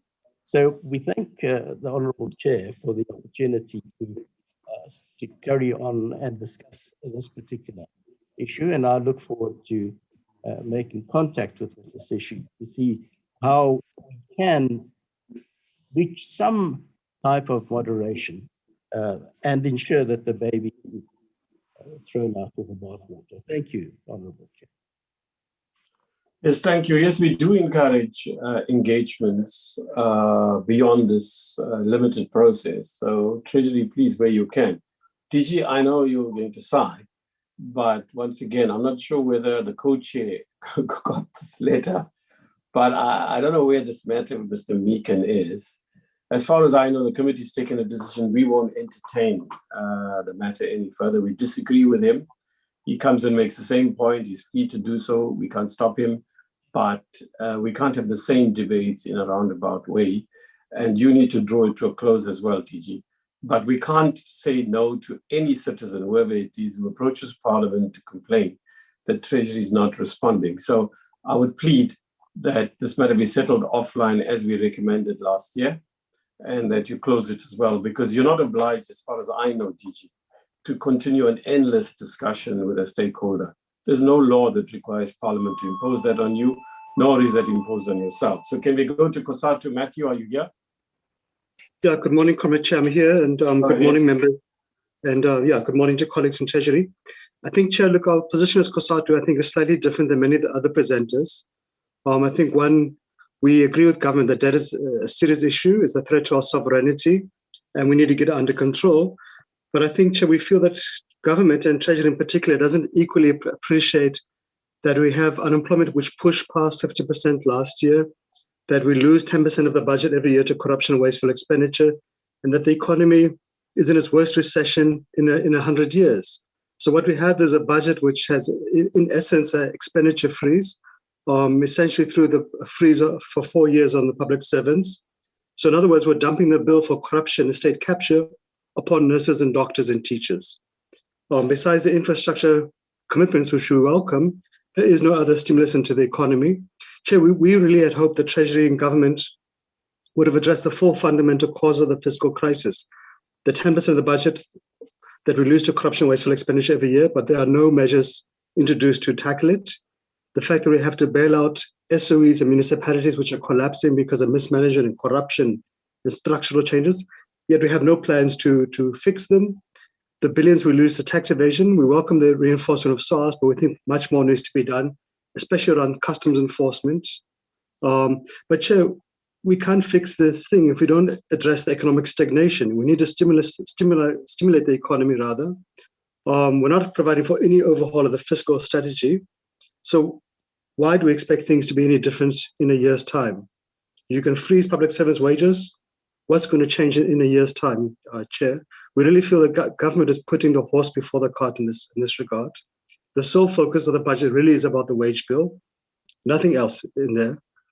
Chair, we think that government is setting us in a very dangerous trajectory on the labour market front, that it's undermining collective bargaining. It needs to go to the PSCBC to discuss the wage bill and find a win-win solution that can address everybody's concerns, but that does not throw public service under the bus. We fear, Chair, this trajectory, we're going to see a brain drain of skilled workers in the public service, like nurses and doctors and teachers, etc. And it's disappointing that there have been no cuts on top in terms of what politicians, what management earns, no effort to introduce a single wage bill framework for the entire state. So we're very quick to bully nurses, but we're very reluctant to tackle those who've actually stolen from the state. The last two things, Chair, is that on the relief front, I think, look, it's just disappointing. We hope that it'll be reversed. The lack of providing for inflationary protection for the social grants. We think that's affordable at 4 billion rand. Those social grants are so low, we shouldn't be squeezing them any further. We think we should have extended the 350 unemployment grant. It is affordable at 2 billion rand. It's disappointing that there are no proposals yet from government around a new version of a loan guarantee scheme. Something needs to be done on that front. We do hope that with colleagues in the UF, we'll be able to extend the UF TERS for those restricted workers. But also, Chair, because Comrade DG and Comrade Momo are here, I think we have to engage with them quite soon as COSATU around the pension fund withdrawal proposals. We think we have to get that to Parliament by Easter to get it in effect into law by October. We can't afford to delay it or miss the boat. Otherwise, we must use Dr. George's private member's bill. The last thing, Comrade Chair, we're very worried about some of the cuts in particular. We've cut the CCMA budget by a huge amount, which is really impacting upon its capacity to deliver services to retrenched workers, etc. Equally, the cutting of the industrial financing program of DGI is going to undermine manufacturing jobs. And of course, Chair, we're worried about the impact upon the cuts to basic education, the Department of Health, NSFAS, etc. And we saw yesterday, Chair, a shocking article that shows the impact of the austerity cuts, that the Hawks have to go to Steinhoff to ask them to cover the bill for investigating Steinhoff. And this is the consequence, Chair, of having a blanket approach to cutting expenditure and not having a more nuanced approach, if I can put it that way, Chair. But for us, if we want to address the fiscal crisis, we have to deal with corruption, the collapse of SOEs and municipalities, stimulating the economy and tax evasion. Otherwise, we are simply outsourcing the bill for others' mismanagement. Thanks, Chair. Yes, colleagues, I was sent this in one of the chat groups. Somebody did, I know it is now, one of the research team. It is quite bizarre that the Hawks have to go to Steinhoff when they're investigating to get 30 million, I think it is. It's really, really something that is worrying. But hopefully now soon the Steinhoff matter, which our committee on the National Assembly side has been persisting with, will come to a closure now that the Germans have moved, and there's cooperation we gather between the German and South African authorities. So hopefully that will be brought to some conclusion for a court process to begin speedily. It's our turn now, is it? Is Matt here? Yes, Chair, I'm here. Okay. Go ahead, please. Thank you very much, Chairperson and honourable members. Good morning. And thank you to National Treasury. It was really a very substantive response, and it's nice to hear that. I'll try and just cover in broad strokes what was said, and especially those bits that we align ourselves with, and put 4 questions or concerns. We really appreciate that the economic challenges predate COVID and that acknowledgement. I think the statement that growth really needs to see reduced reliance on PIT and CIT. We agree with that in principle, and I think it's just worth mentioning the suggestion that more taxes need to be placed on the wealthy to redistribute wealth in South Africa. And I think it's good to recognize that people are already being taxed, but it's not really having the impact that we would like to see in terms of reducing inequality and poverty. So I also think it's very useful to see South Africa in the context of other countries and where we sit in the tax regime compared to other countries. And it's interesting to see that we're comparing much more closely with advanced economies. So on the structurally adjusted primary balance, that's stronger than the cyclically adjusted one as a result of SOC equity injections in the last 10 years. I think that's also a very important acknowledgement. But the question is then, if there's this recognition that structural expenditure weighs heavily on the deficit, we've seen this pattern continue. What is Treasury's position on entities like SAA and the Road Accident Fund that are in extremely weak financial positions, but still seeing funding coming to them? Isn't there a little bit of a dissonance in those facts? And recognizing that public and private investment is at an all-time low, I think this reflects the qualitative issue of how the money that's being collected is spent. And we agree, we've said that we don't have a funding problem, we have a spending problem in South Africa. Now, reducing spending on compensation, it's something that we very much agree with. We really try to advocate for exactly this, and spending money towards capital investment. But in that same breath, I think I also need to ask for some qualification in terms of using the wage bill as the primary mechanism to do this over the medium term. How can we then ensure a differentiated approach? I agree with Kusatu in what's been said. There's not enough emphasis on high-earning individuals, people who underperform, people who've been responsible for financial mismanagement. It can't be a blanket approach to this problem. So how can that be differentiated? And I'll get to a more specific question to that effect later on. But the whole bang for buck principle is crucial, and I agree with that. Also, I agree with the suggestion that higher spend won't necessarily lead to the realization of the Bill of Rights. There's been consistent funding for most expenditure items, and we just don't see the outcomes that we would like, for example, in public health and education. So who's going to address these fundamental qualitative issues that National Treasury can't necessarily do? The DG said last year that Treasury can't do everything. So I'd like to ask whether there is a view that Parliament and its portfolio committees can do more, both the National Assembly and the NCOP, to scrutinize departmental budgets and feed into Treasury's reviews throughout the year, not only at this point in time, when most things have really been finalized. I'd really like their view on that. And then I'd like to welcome the suggestion of a fiscal rule, and that's just been delayed as a result of COVID, which is completely understandable. But in considering a debt ceiling or a Fiscal Policy Council or review panel, I think I'd like to recommend that some constituents of civil society are also there, just to have some element of civil oversight, something that we've really seen lacking. And I'd also like to thank you for giving us a clear timeline of the Public Procurement Bill, which is something that we look forward to. And there was an emphasis on transparency, but we looked at that bill and we made comments. I believe and I hope that those comments will be reflected in the final bill when it comes to Parliament. But how will the regulator ensure public access to procurement data? Because that's something that I think the bill provided for in its draft form. Only, at the regulator's discretion would that sort of information be made public. And then we also really agree with IT in procurement, and we're happy to hear that Treasury is focused on working with provincial entities. But again, isn't there a stronger role for Parliament to play, and how can the Auditor General's reports and just public observation of the impact of spending actually come to the table in that sense? And lastly, Chair, one thing that was lacking in my view was any comment on the fuel levy, which was increased to support the Road Accident Fund, for example. There was the whole Road Accident Benefit Scheme, but what's Treasury's position then if it says we need to reduce spending on consumption, if money is going to the Road Accident Fund rather than infrastructure and road infrastructure. Thank you very much, Chair. Thank you. Healers next. And then we've got Amandla Mobi.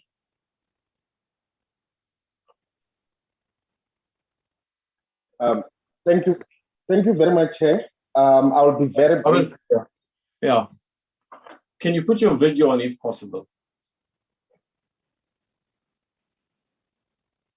Thank you. Thank you, Chair. Thank you for the opportunity, Chair. Good morning. I think first we want to thank Treasury for putting the issue of the HPL evaluation on the agenda, back on the agenda. I think for me, I have few comments, like very brief, but and a question in terms of do we have some sort of like tangible timelines or projection in terms of evaluating the impact, evaluating HPL? I know Treasury spoke about the process that led. I mean, that study for us, we feel is long overdue because I think we need to get to a point where we can have tangible timelines. It's 3 years now from when HPL was implemented without any system. I think for us, just like tobacco and alcohol, we see the health promotion levy as part of the health taxes, which actually we need to have a progressive realization of ensuring that we reach the goal of protecting the health of the population. So I think in that sense, for us, I think it's key. We have called for an increase in the health promotion levy. We're disappointed that Treasury didn't consider that. We understand it's lockdown, but the industry has been doing well. I mean, it has never been impacted in not in so many ways during COVID-19, unlike other excise tax and health taxes such as tobacco and alcohol. I think our call is not to harm the industry, but I think we need to have a progressive realization, and we need to start showing proof of the protests and the pushbacks that that are being made by the industry at the expense of our health. So I think my question is based on that. Does Treasury have some sort of projected timelines? We understand that some processes may be, out of their hands, but is there any sort of like a workable sort of a timeline and a sequence in terms of this evaluation? Because we don't want to get stuck in another 3 years going through the process of evaluating the health promotion levy. Thank you, Chair. Thank you. Then finally, Amandla Mobi, are you here?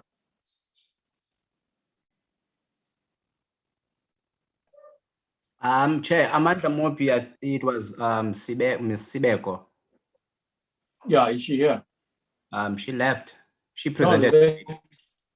She was BJC. There was another woman that spoke, young woman that spoke on behalf of Amandla Mobi, but she doesn't seem to be here.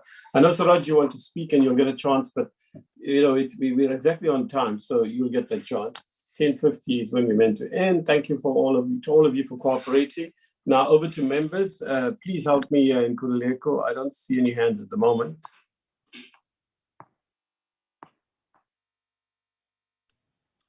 I've got Honorable Nokolo Abrahams. Yes, she is. Yeah. Come in, Noxie, please. In the meanwhile, others can put their hands up and Kululeko will help to identify them. Okay, over to you, Noxie. Okay, Chair, thank you so much. I hope you can hear me. We can hear you and see you too. Okay, thank you so much. Close the door. Okay. Chairperson, let me also join the stakeholders in really appreciating the response from Treasury. And it's very kind of Treasury to have really made an attempt to meet the people's needs halfway. My first take, Chair, is on the fiscal policy, which we have had 8 years of fiscal consolidation, and any impact assessment will show that our fiscal position has not improved. Chair, the departure from a counter-cyclical approach has not really helped, or has it, National Treasury? That's the first question. Secondly, of course, while you cannot build an economy through consumption expenditure alone, consumption expenditure drives the demand side of economy and has a positive impact on domestic growth. Can you comment on this, Treasury? Just thirdly, Chair, for me, Treasury correctly states that outputs are not commensurate with inputs, a matter that we, through oversight, annually raise and is a huge source of savings.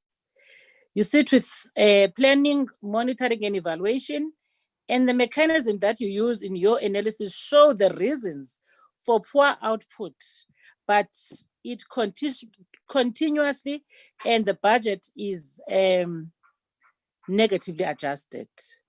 Don't you think we have a bigger problem? For me, the second last question, Chair,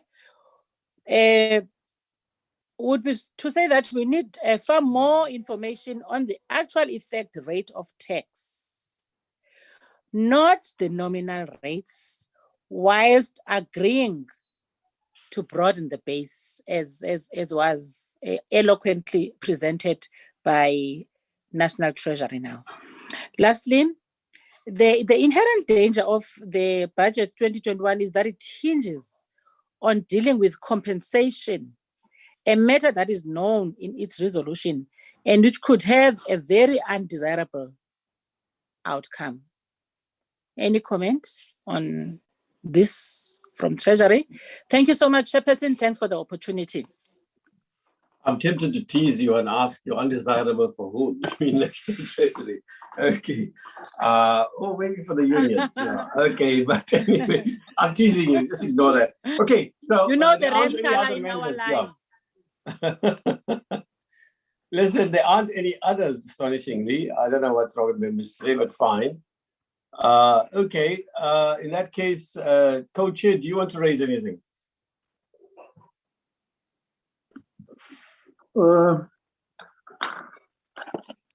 Thanks very much, Comrade Eunice, for chairing the session. I haven't got much to raise. This has been a marathon kind of exercise. However, I would like to welcome the National Treasury and SARS response to submissions from the stakeholders. And we really appreciate also the submissions that comes from the public. To one point that I want to indicate, Chairperson, which we have raised time and again, is a concern, of course, also raised by the stakeholders. Chair, is it just me? I can't hear the Chairperson. I can hear him. But can you hear me now, Noxie? Hello. The chair is very clear to me. We can hear from. I think it's on your side, I'm afraid. Noxie, are you there? Noxie? Yeah.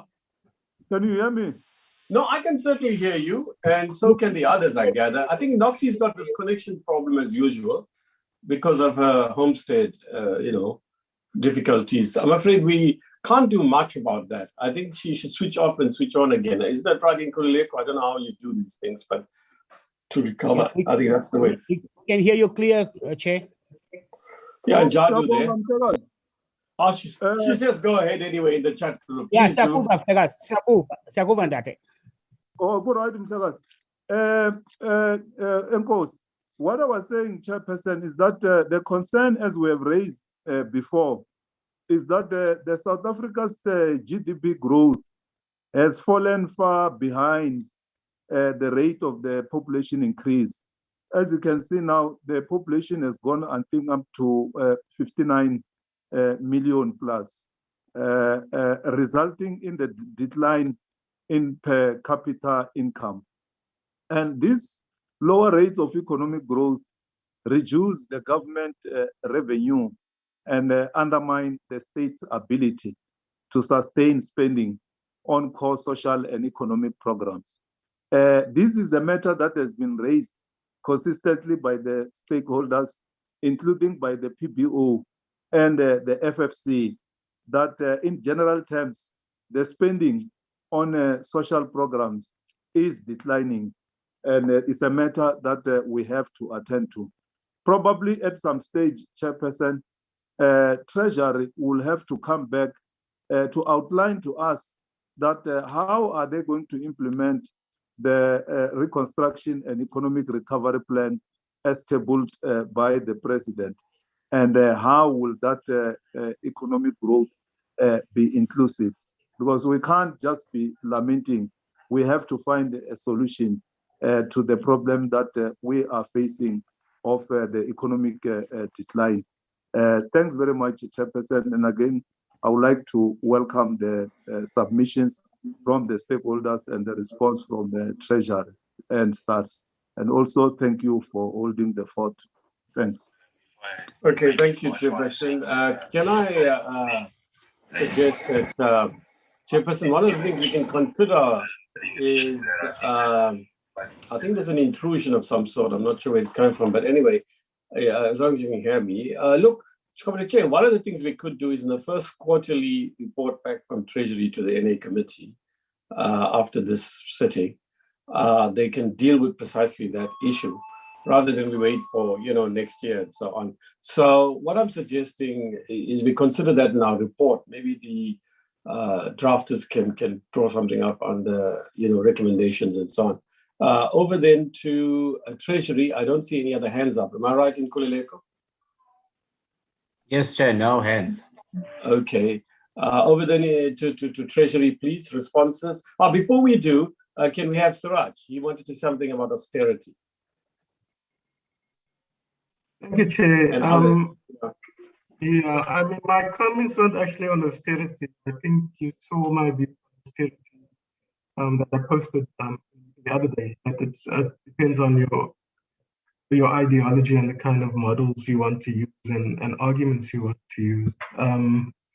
I did want to respond to a few things, but to start off with, like everybody else, I want to say that thank you to Treasury, and we're grateful for the effort that you put in a very short time to come up with such comprehensive answers and careful answers to us. And that doesn't mean that we're necessarily on the same page and agree on issues, though. And I think that the space for discussion and debate needs to be expanded, and we need to actually have these discussions in public fora like this and within parliamentary committees, etc.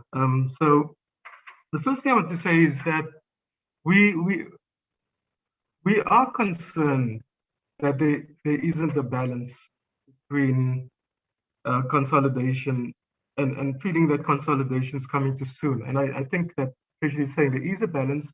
And I think that's in line with sort of what international organizations and international feeling around the world. And we put that in our pre-budget presentation, where organizations like the IMF, UN agencies, the World Bank, etc., are saying, that debt is a problem. It's going to be a problem in the future, but don't move towards dealing with the problems that you face now too soon. And I think that balance isn't there in the Treasury, but also in the longer term, there are issues about how we understand growth and what causes growth and the role of structural reforms in growth. And I think it's really important to say that we do want to see huge success in structural reforms, in reducing the cost of business, and hopefully that will actually lead to the kind of growth in investment and contributions to GDP that National Treasury has been presenting in budget reviews, these kinds of discussions for a long time. I noticed that the contributions haven't changed over time, using the same graph. But I think there's a huge amount of skepticism about the graph. And one of for me, my point of skepticism is to say that when you continue consolidation for as long as has happened, and if you look at the period where consolidation starts, it immediately had an impact on GDP growth. It immediately affected GDP growth, lowered, constrained GDP growth, and had an impact then on revenue and the balance. And so part of our reason for sitting with higher debt, if you take out COVID-19 and anything over time, the pre-COVID period, fiscal consolidation is an important part of that. And I think that kind of research and work needs to be done to understand what has the negative impact of fiscal consolidation been on the economy. We've been saying that for a number of years now. The other thing is the point that Honorable Abrams has made coming out of our PBO post our budget analysis is that the important role of households and household consumption in GDP. So we do want to see investment going, and we are saying we are skeptical about the estimates that you're providing with regard to investment, but we're also skeptical about in the medium term the household consumption numbers and the overall GDP numbers. And that is because we actually think that what the restrictions on expenditure that are happening are going to affect household consumption. And we're not going to see that. And household consumption far outweighs investment as its contribution. And this is not only going to be within the medium-term framework, but it's going to, because economies are part dependent, it's going to be something that we see in the medium term and hopefully won't affect us in the long term if we manage to change our approach and policies too long. The other thing is, and this is part of response to what Honorable Adam said, we have this thing that consumption is bad and we link it to debt and we link it to sort of profligate behavior, and investment is good. But if you're a really poor household, as most South African households are, the majority really are, consumption is basically about putting food on the table, putting clothes on your back, paying rent or keeping shelter and maintaining your shelter, being able to have your children go to school, taking the taxis to go to work. Consumption is not a bad thing. I don't know why we have this negative perception, and that is also taken over into the whole approach that Treasury is now bringing into the budget and talking about cost of employment versus capital expenditure. I think that really needs to be rethought, and maybe it's an old ideology that we really need to consider. So household consumption and being able to provide the support in the budget is really important. And one of the things we're saying about the supply side measures is not that we don't support it. We're worried that Treasury is pointing to things outside or mostly outside of the budget to say, this is what we're doing. But you actually need to use the budget to drive the change at the moment, especially now in the crisis, the COVID crisis, but also if you look at the pre-COVID period where GDP was low. And with that comes an understanding of what drives investment, private investment in South Africa. Is it just those structural constraints? One of the things we pointed to in our presentation was that linked to the medium term, but it's been something that's been happening since before the global financial crisis, escalated in that period, and also escalated before the COVID crisis, is that financial markets have actually seen huge increases in indices, in activities, and we've seen an allocation of funds that could have gone for fixed investment into financial markets. And even with the COVID crisis, financial markets have performed well and are a very attractive place to put money. And there are very specific reasons in South Africa why the private sector would go, sorry, Chair, We're also beginning to draw to a close. Okay, yes. You can write a lot of. I just got one more point on the CIT. I'll close on this point. I think I'm really worried that there isn't enough thought about what drives investment in South Africa, and the idea that if you just put in place those structural reforms and you don't do things on the budget to help households expend and drive aggregate demand up, you're not actually going to get the growth that you need. The second thing, given the time, I've got lots of other things to say, but on the taxes and the tax base, and CIT, the first thing I want to say is that we can only expand the tax base if we really seriously increase people's incomes and decrease inequality in South Africa. And that, I think that's a really important point. And people keep talking about expanding the tax base, and that's a problem. And then Treasury takes that even further by saying, well, we've now capped out direct taxes. And in a country as unequal as South Africa, that's a really problematic statement to say. With regard to CIT particularly, I think it's important to say that, there is an acknowledgement, for instance, in the structural reforms that are being spoken about, that South Africa is a concentrated economy. South Africa is an economy where huge rents are extracted in mining, in finance, in monopolies of all kinds of goods, across all industries. And so, to talk about increasing taxes and then talk about workers working less if they're being paid too much high, it's almost as if you read, the first page of that section in the Econ 101 textbook, and you didn't go to the section that deals with imperfect economies and talks about concentration and rents. And even neoclassical economists say that you can actually tax away the whole rent and firms will still make profits. And we need to think about the nature of the South African economy and rents that are being extracted of the economy, and often those rents are taken abroad. I want to end there. I've got a lot more to say, so this time, Honourable Chair, I can come back, but thank you very much for this opportunity, and thank you again to Treasury for their response.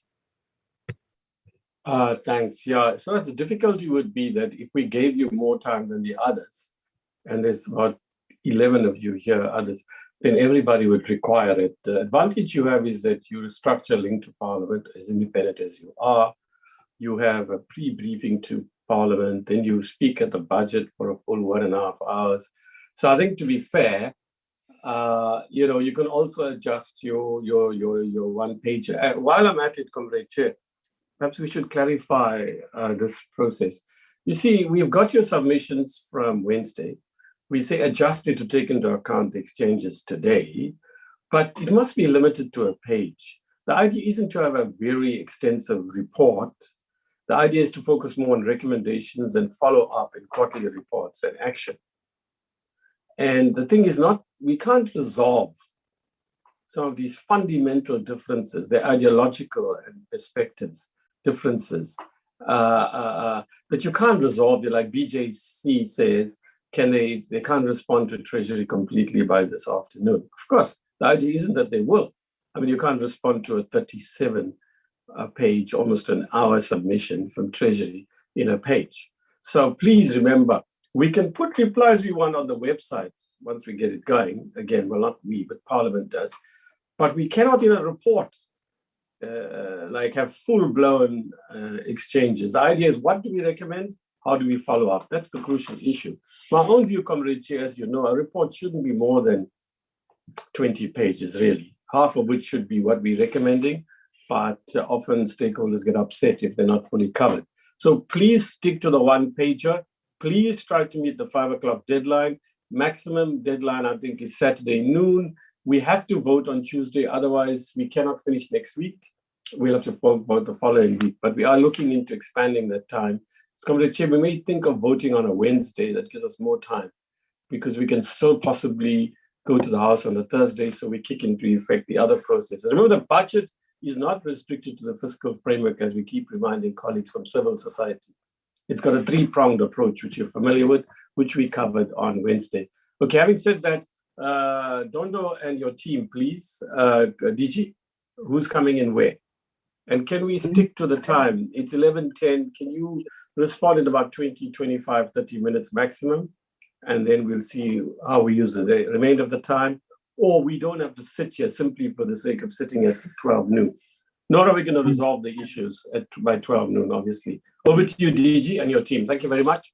No, thank you very much, Chair. We will certainly try and respond within the time, but we welcome the comments and the contributions, and we take this process very seriously. But just, I'll respond to just broad aspects mentioned, by various colleagues. Stephanos Johannes Hubert mentions one important thing that I think is critical and which you have to look at around looking at vehicles. It's a small issue, but it's big in the bigger scheme of things. and it's a comment that I think we must take to heart. Locally manufactured vehicles, do we use them? Do we procure them? And what kind of thinking should go into that? Because you obviously create local jobs, and the state's capacity to obviously buy will actually boost that local production. So it's an important point. The other key point that Busi is mentioning is around the progressive realization of rights, and how do we do that? How do we ensure that the budget reflects that? And so I think it's something that I'm certainly picking up, and that we think, and there's a whole text issues that the colleagues Momo and Chris will respond to.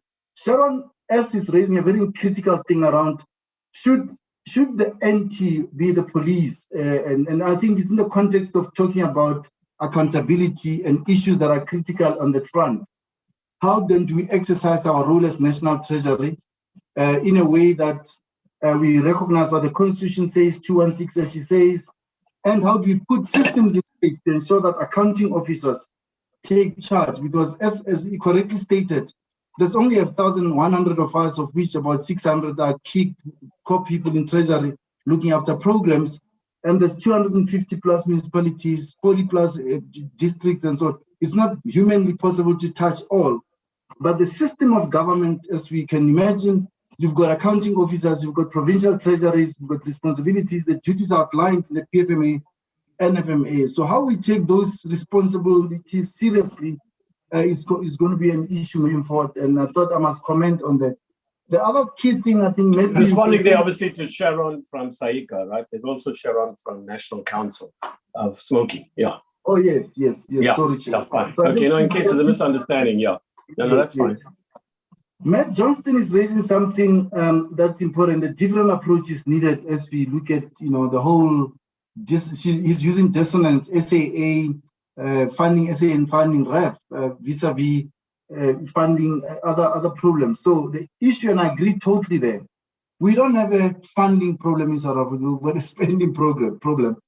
And so it's going on us in terms of us as Treasury fulfilling our responsibilities, or actually putting budgets together.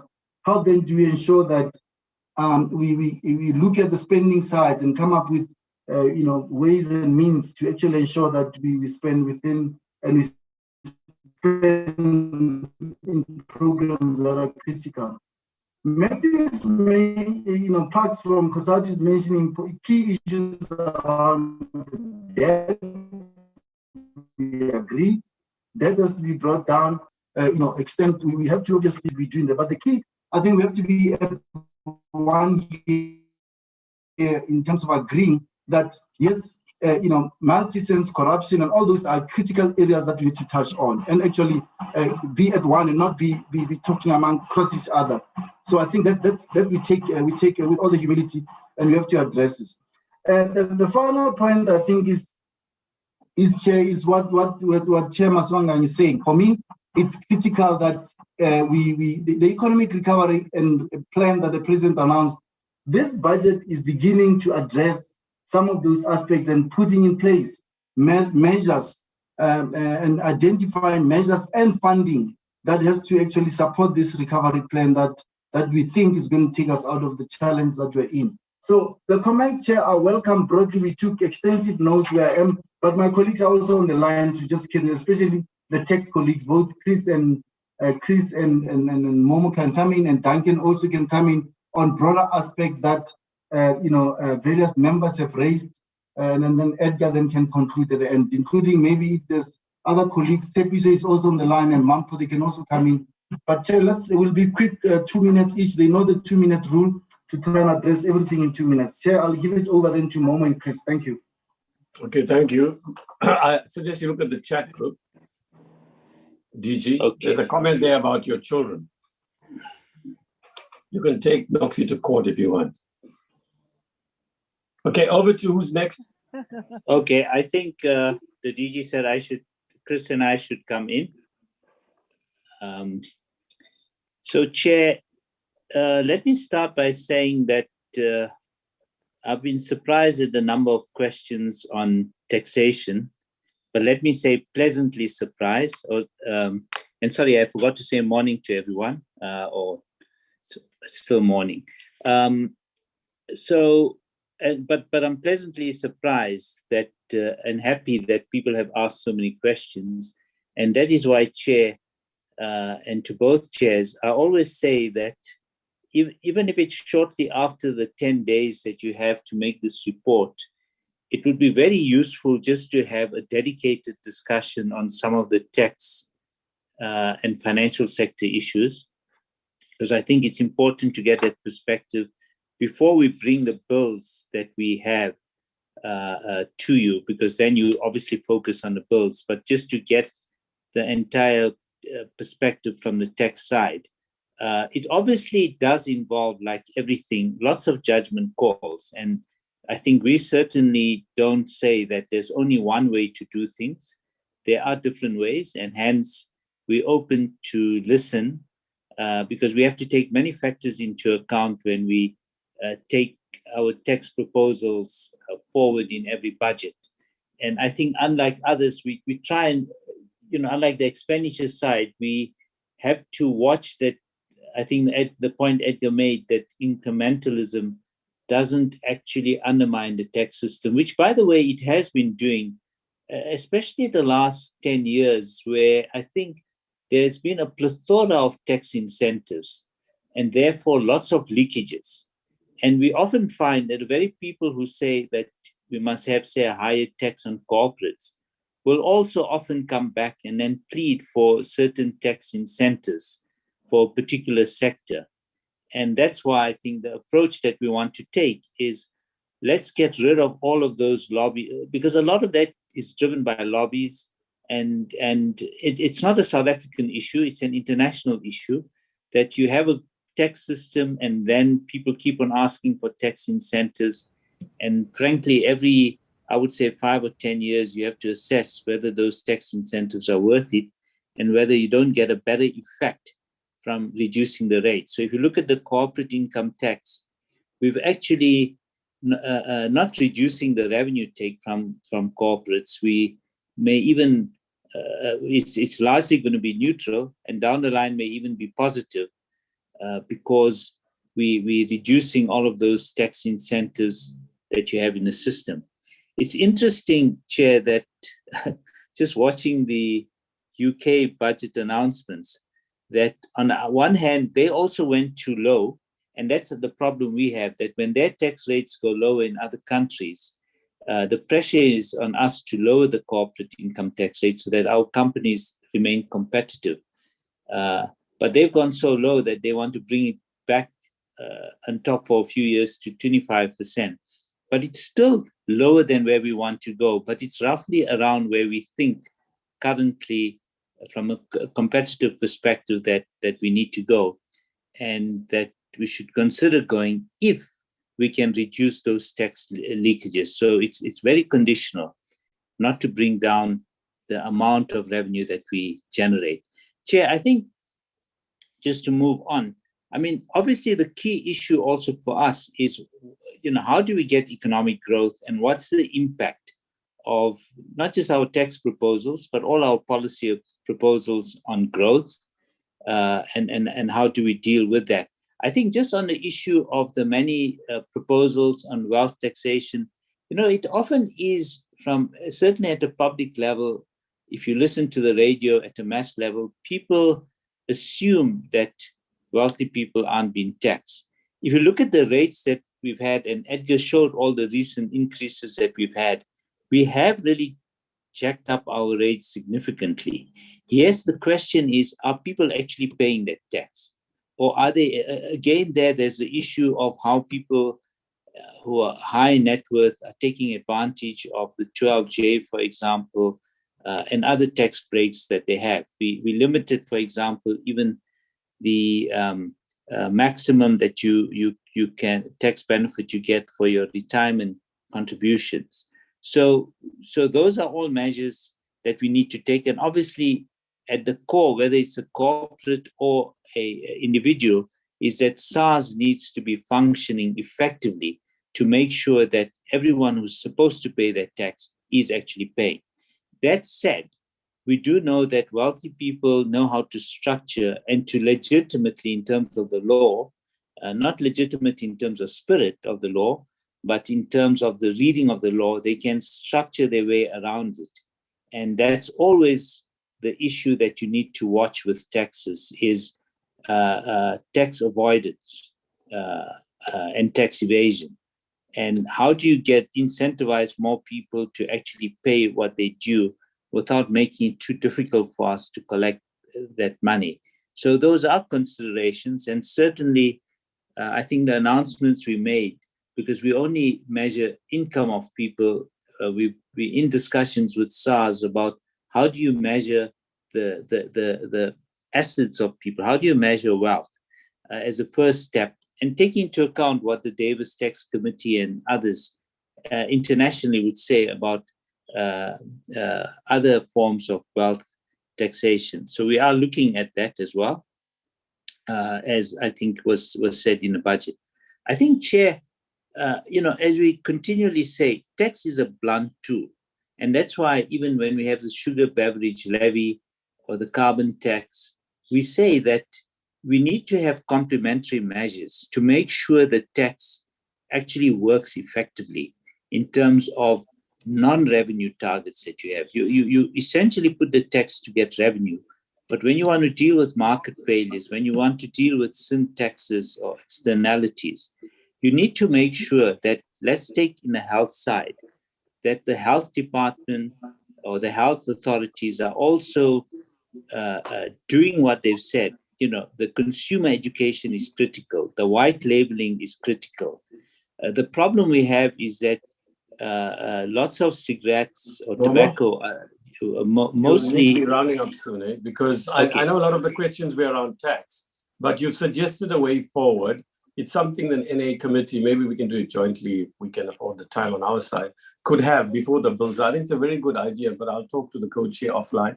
Just can you round up, please? Because others. Okay, so let me round up. So I was just saying that there's a lot of other non-tax measures that also need to be taken, whether it's on tobacco, and to develop our methods to deal with illicit activities. And in particular, I think looking at the minimum price of cigarettes, that's not a tax issue, but I think all cigarettes should have a minimum price to discourage it. And I should add, not just tobacco, but vaping. Vaping is the new evil that's coming. So we will be reviewing your excise taxes on tobacco as something that's been said. I think other questions, certainly we need to look at the role of alcohol, as we've seen under COVID, about regulating it more effectively. And certainly, I get surprised how both the alcohol and tobacco industries almost seem to think that they have a right for us not to increase the excise tax to the extent that we did. I think there's a lot of market failures they have to answer for. So we're unapologetic in doing so, and they should know that.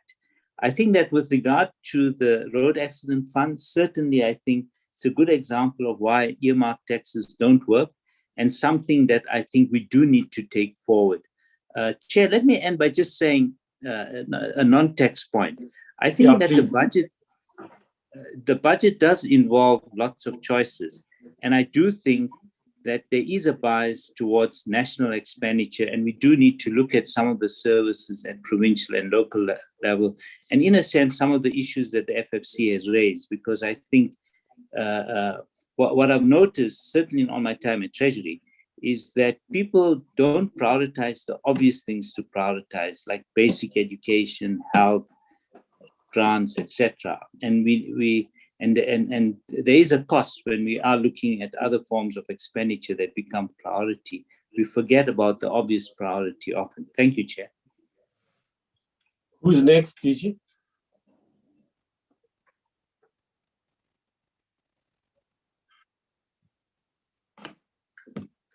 I think it was Duncan, Chair. I don't know unless Chris wants to come in. No, Duncan is fine. We will, maybe it's Edgar can close off. The other colleagues are okay. Thank you.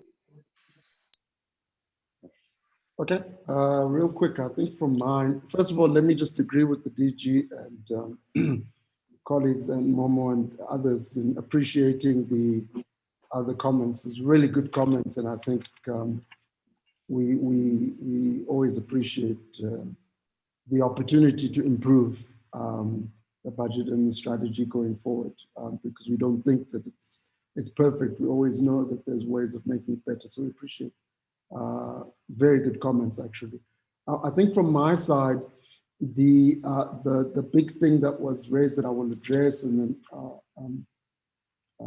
there's two things. The first is on the wage bill, and the concern that I think is coming out is very much shared by us, which is whether the fiscal strategy may be overweight on the outcome of what happens to the wage bill. From a policy perspective, we consider that it is the right choice to seek a shift towards those items of expenditure that promote investment. And to the extent that we accept that principle, I guess from a policy making perspective, we have that principle is found expression in the budget. But it's not without risk, which is why in the budget documents and in our presentation last week, we identified the wage bill as the second biggest risk to the fiscal outlook. So we share that view that it is a major risk. What happens to the wage bill in that regard. I think for us, what's important there is, and we make this point not just in this budget review, but in the previous one in 2020, and we also made it in the MTBPS, which is basically that budgeting is about difficult choices, and this budget has been incredibly difficult. And the choice in terms of composition of expenditures is an important one, because the alternative to not making the shift is obvious, that the money would have to come from other things, particularly infrastructure. So that's the choice there. The last, but the point is that we recognize it as a risk, and it's in our risk assessment in the budget. And the last point is around the whole issue of the fiscal consolidation. The comment that we would make in that regard is that I would refer honorable members and colleagues and stakeholders to the assessment which we've provided over a number of years, but in the case of the current budget review, is in chapter 3. And if you look at figure 3.4, which I presented at the last session of the committees on Thursday last week, the point is that we have had a primary deficit for a very long time. In other words, the deficit excluding debt service costs has been negative and has been growing for a long time. What that means is that the choices that government has been making have been choices to spend more than government has in revenue for over a decade. So we agree that we can write a report on this, as Chair Masongani was saying, as well as on how the budget contributes to economic recovery. But I guess the point that we are making is that we have already gone through a long period where government spending has A, been higher than revenue, B, it's been higher than inflation, and C, it's been higher than economic activity or economic growth for a very long time. And this has not resulted in the growth. So there's I guess it's a different paradigm to what our colleagues in PBO have been saying. Chair, I think I'll leave it at that. But let me just say that we take note of the comments that have been made. We appreciate them, and we will definitely take them into consideration going forward. Thank you very much. DG or anybody else from Treasury?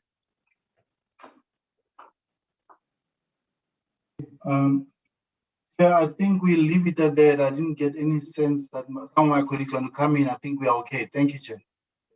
Yeah, there's a lot of specific questions you didn't respond to. Can I suggest that you respond to them in writing?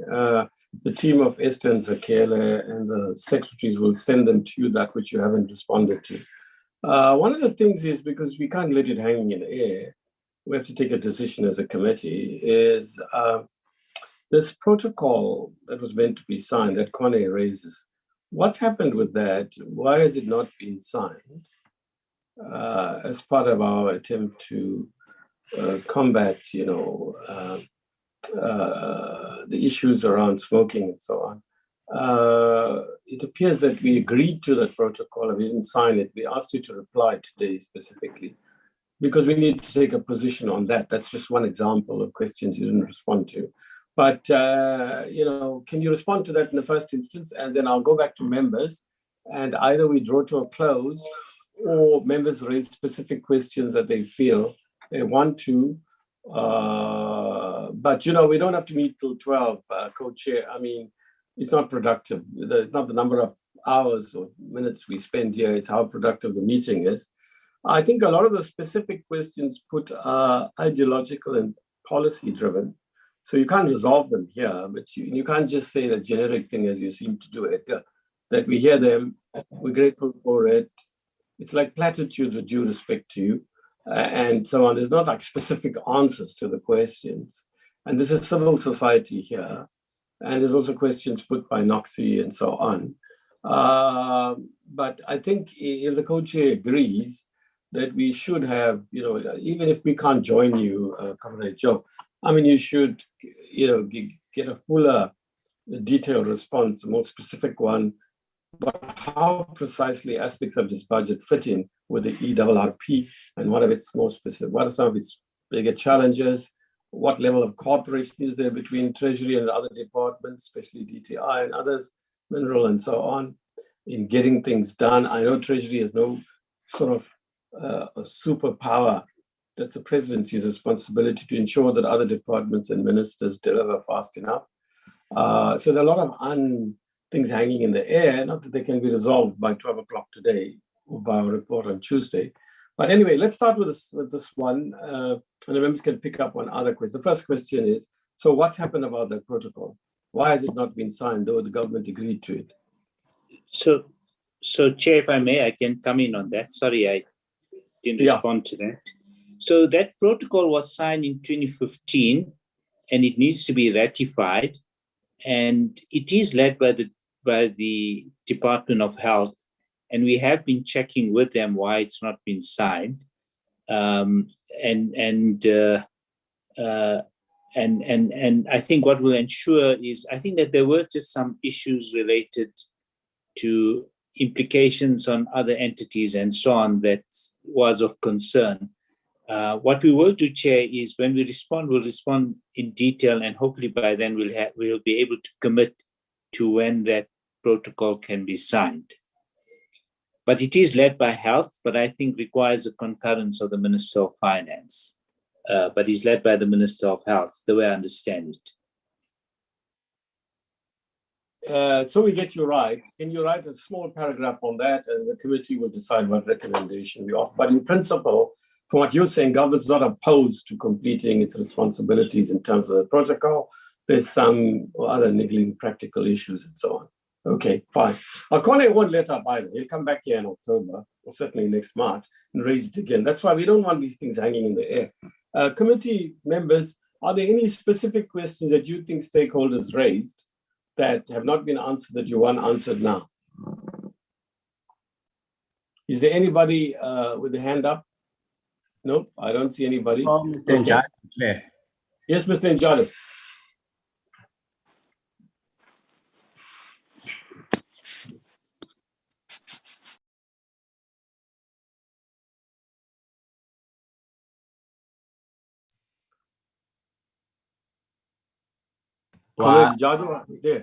Whilst we're waiting for Mr. Njalo to chair, I see Honorable Abraham.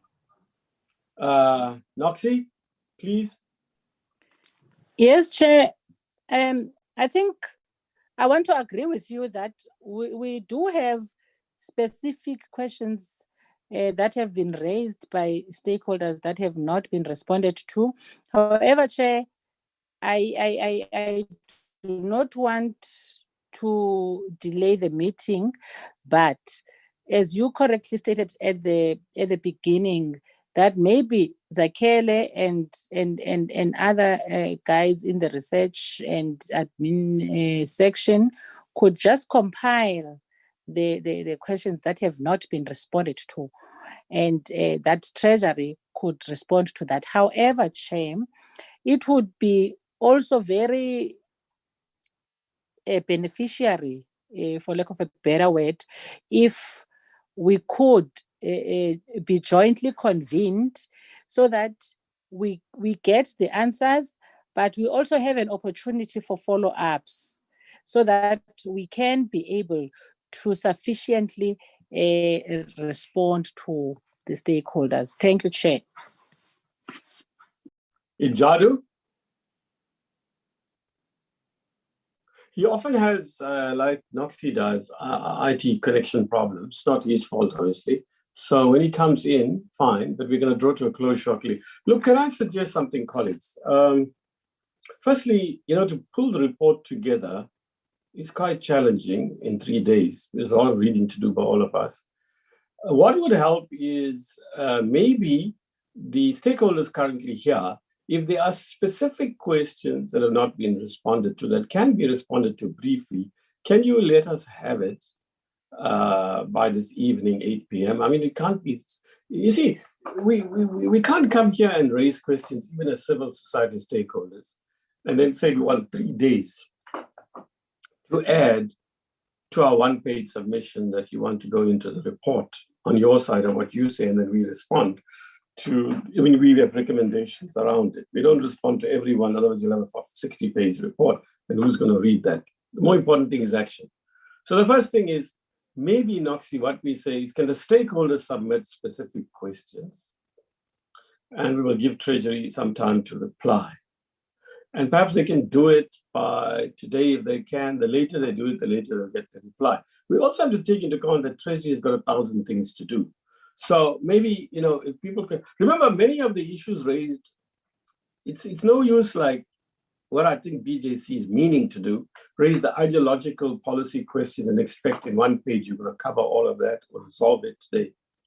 So if you take account, for example, what PBO is saying, those are fundamental differences in approach to the current situation we're in economically. And, it's a debate. It's not like, a specific question, but where you have specific questions, like Corney's, like Ernie's asked something, etc., like some of the more concrete things that came from the two Sharons and so on, those are specific questions you can put down and they can reply. It may not be by Monday. We may not be able to process it in this report. We probably won't be, but at least you're getting a reply. And Treasury can reply more concretely. I think the replies were in part very specific, in part just too general. And it's not because, may I suggest to Treasury, some of those questions you didn't respond to are not specific enough and are more ideological policy issues. The other thing I would suggest that we have done before, you might want to engage with some stakeholders offline because of the nature of the issues they're raising, like PBO is quite influential on the parliamentary committees. So you might want to engage with them separately between now and the MTBPS. You can sit surely for 2 to 3 hours. I'm not saying the DG has to be there, a small group of you, maybe Edgar himself and 1 or 2, and engage with the PBO director team there. It'll help both sides to understand each other better. There's Ernie's raised issues. I would urge that somebody engages with him to settle those things. I know you're busy, but there are things we cannot process here in this parliament. On the NCOP side, Noxie, I think, we have to be realistic, with the same members in both committees on that side and the burden of being in the NCOP. Let me tell you, Noxie, I had no idea until I got there in May 2019 for my sins. But anyway, it doesn't matter whether we're with you. You should just go ahead where you have to. And I think the idea that Chairperson Maswangani has is correct. And I also think the idea that Momo's proposing about tax, I think that we would really like to be involved in because tax is a very complex issue. Comrade George, I'm battling myself 6 years later, was it 7 years? So anyway, on that note, can I draw to a close unless it's anybody? Sharon is no. If I allow you to speak, then it's going to mean speaking for everybody, and that's not going to be allowed because then Siraj is going to get cheesed off, Then what's his name? Momo's thing, I was halfway through and you cut me out. No, we can't have it, Sharon. You can't have any more rights, as you'll appreciate, than anybody else does. But Mr. Njadu does, because he's a committee member and we didn't use our full 50 minutes. So go ahead, Njadu. You actually have got, you can speak for how long? You can speak for 17 minutes if you want. That's our time as committee members. 17 minutes you have. I mean, who won't resist this? Yeah. Chairperson, go ahead. Thank you very much, Chairperson. I think my input will be very simple, Chair, as following the discussions and the response of National Treasury to commend National Treasury for the manner they have handled and dealt with the questions. Agreeing with you, Chairperson, that there's nothing cut in stone, that one needs to appreciate and commend to National Treasury. So, Chairperson, from my side is that there is improvement in public participation. One can follow the trend that there is a improvement. It is that we disagree to agree, and that is democracy. And we all want to take South Africa forward, and then all as the committee for us to have also in terms of our responsibility in terms of oversight. This trend will assist us in terms of doing our work better. So, Chairperson, I think the last thing is just for us to say implementation is very important. Thank you very much, Chair. Yeah, thanks, Comrade Jadu. Colleagues, I think we should draw to a close. Comrade Chair from the NA, maybe you want to come in, but before you do, just one quick thing. Firstly, I agree with you, Mr. Njadu. Really, Comrade, we really need implementation more than long reports. Secondly, what you're also hinting at, even the new members from May 2019, yes, by now have got like a feel for what different stakeholders are going to say. Because it's the same stakeholders that come. The debates continue from one exchange to another. Usually it's twice a year around the budget as a whole and the fiscal framework. And then with the tax laws also, many of you come.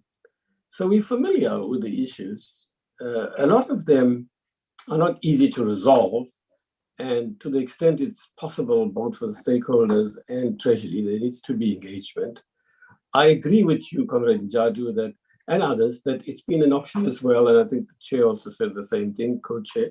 Actually, I must say, and Treasury, you're getting better in my view in your responses in this sense. I don't necessarily agree with you. That's not the point. Our job is to ensure in the first instance you reply to stakeholders.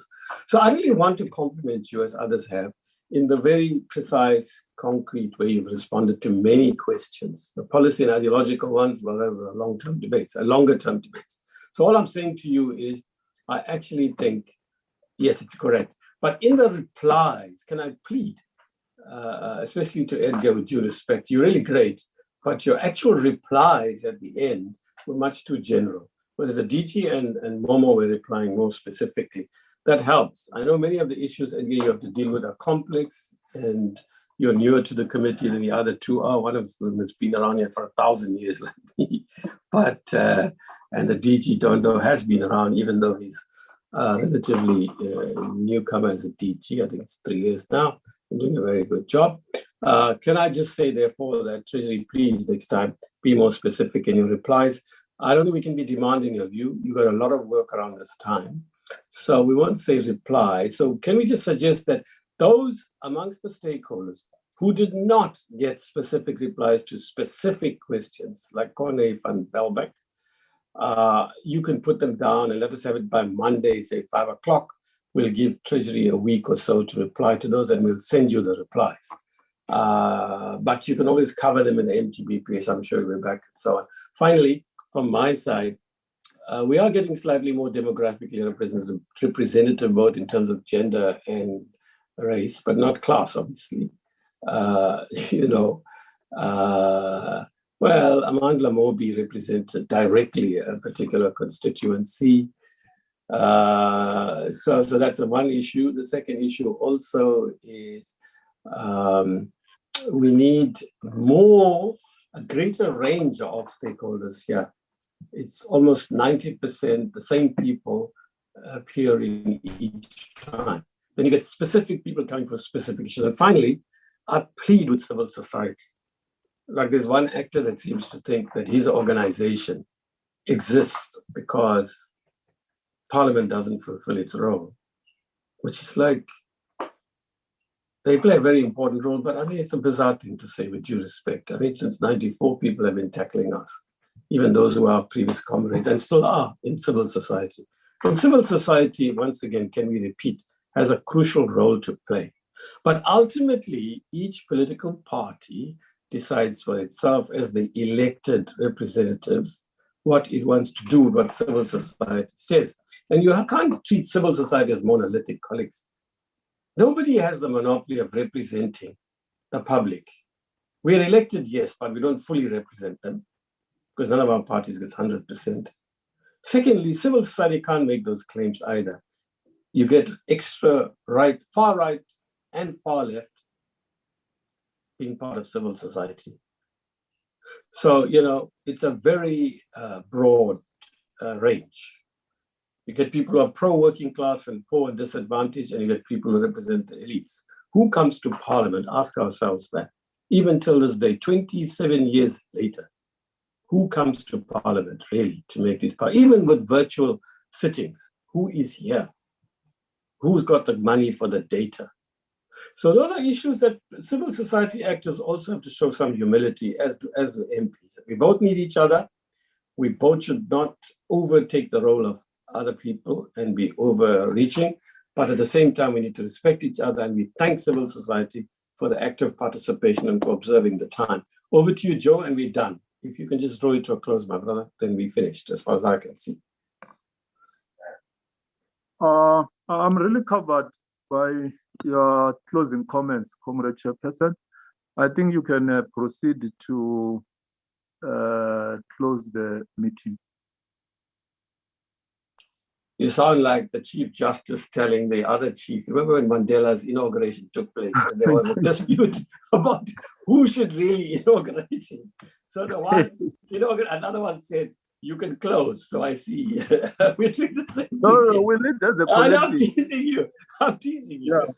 But you know that is the situation in 94, the fight that took place between Mal Mohammed and Chaskelson. I can think who was the main fighter there. It wasn't Chaskelson. That's a facetious comment. I would draw that. Okay, thank you very much.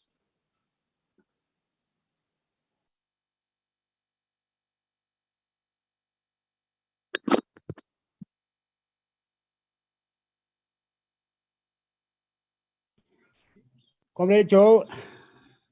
Yes. Utheni Mhlekazi? Ngikhona nkokheli yami akona kunjani? Hayi ndikhona Mhlekazi. That's right. That's right.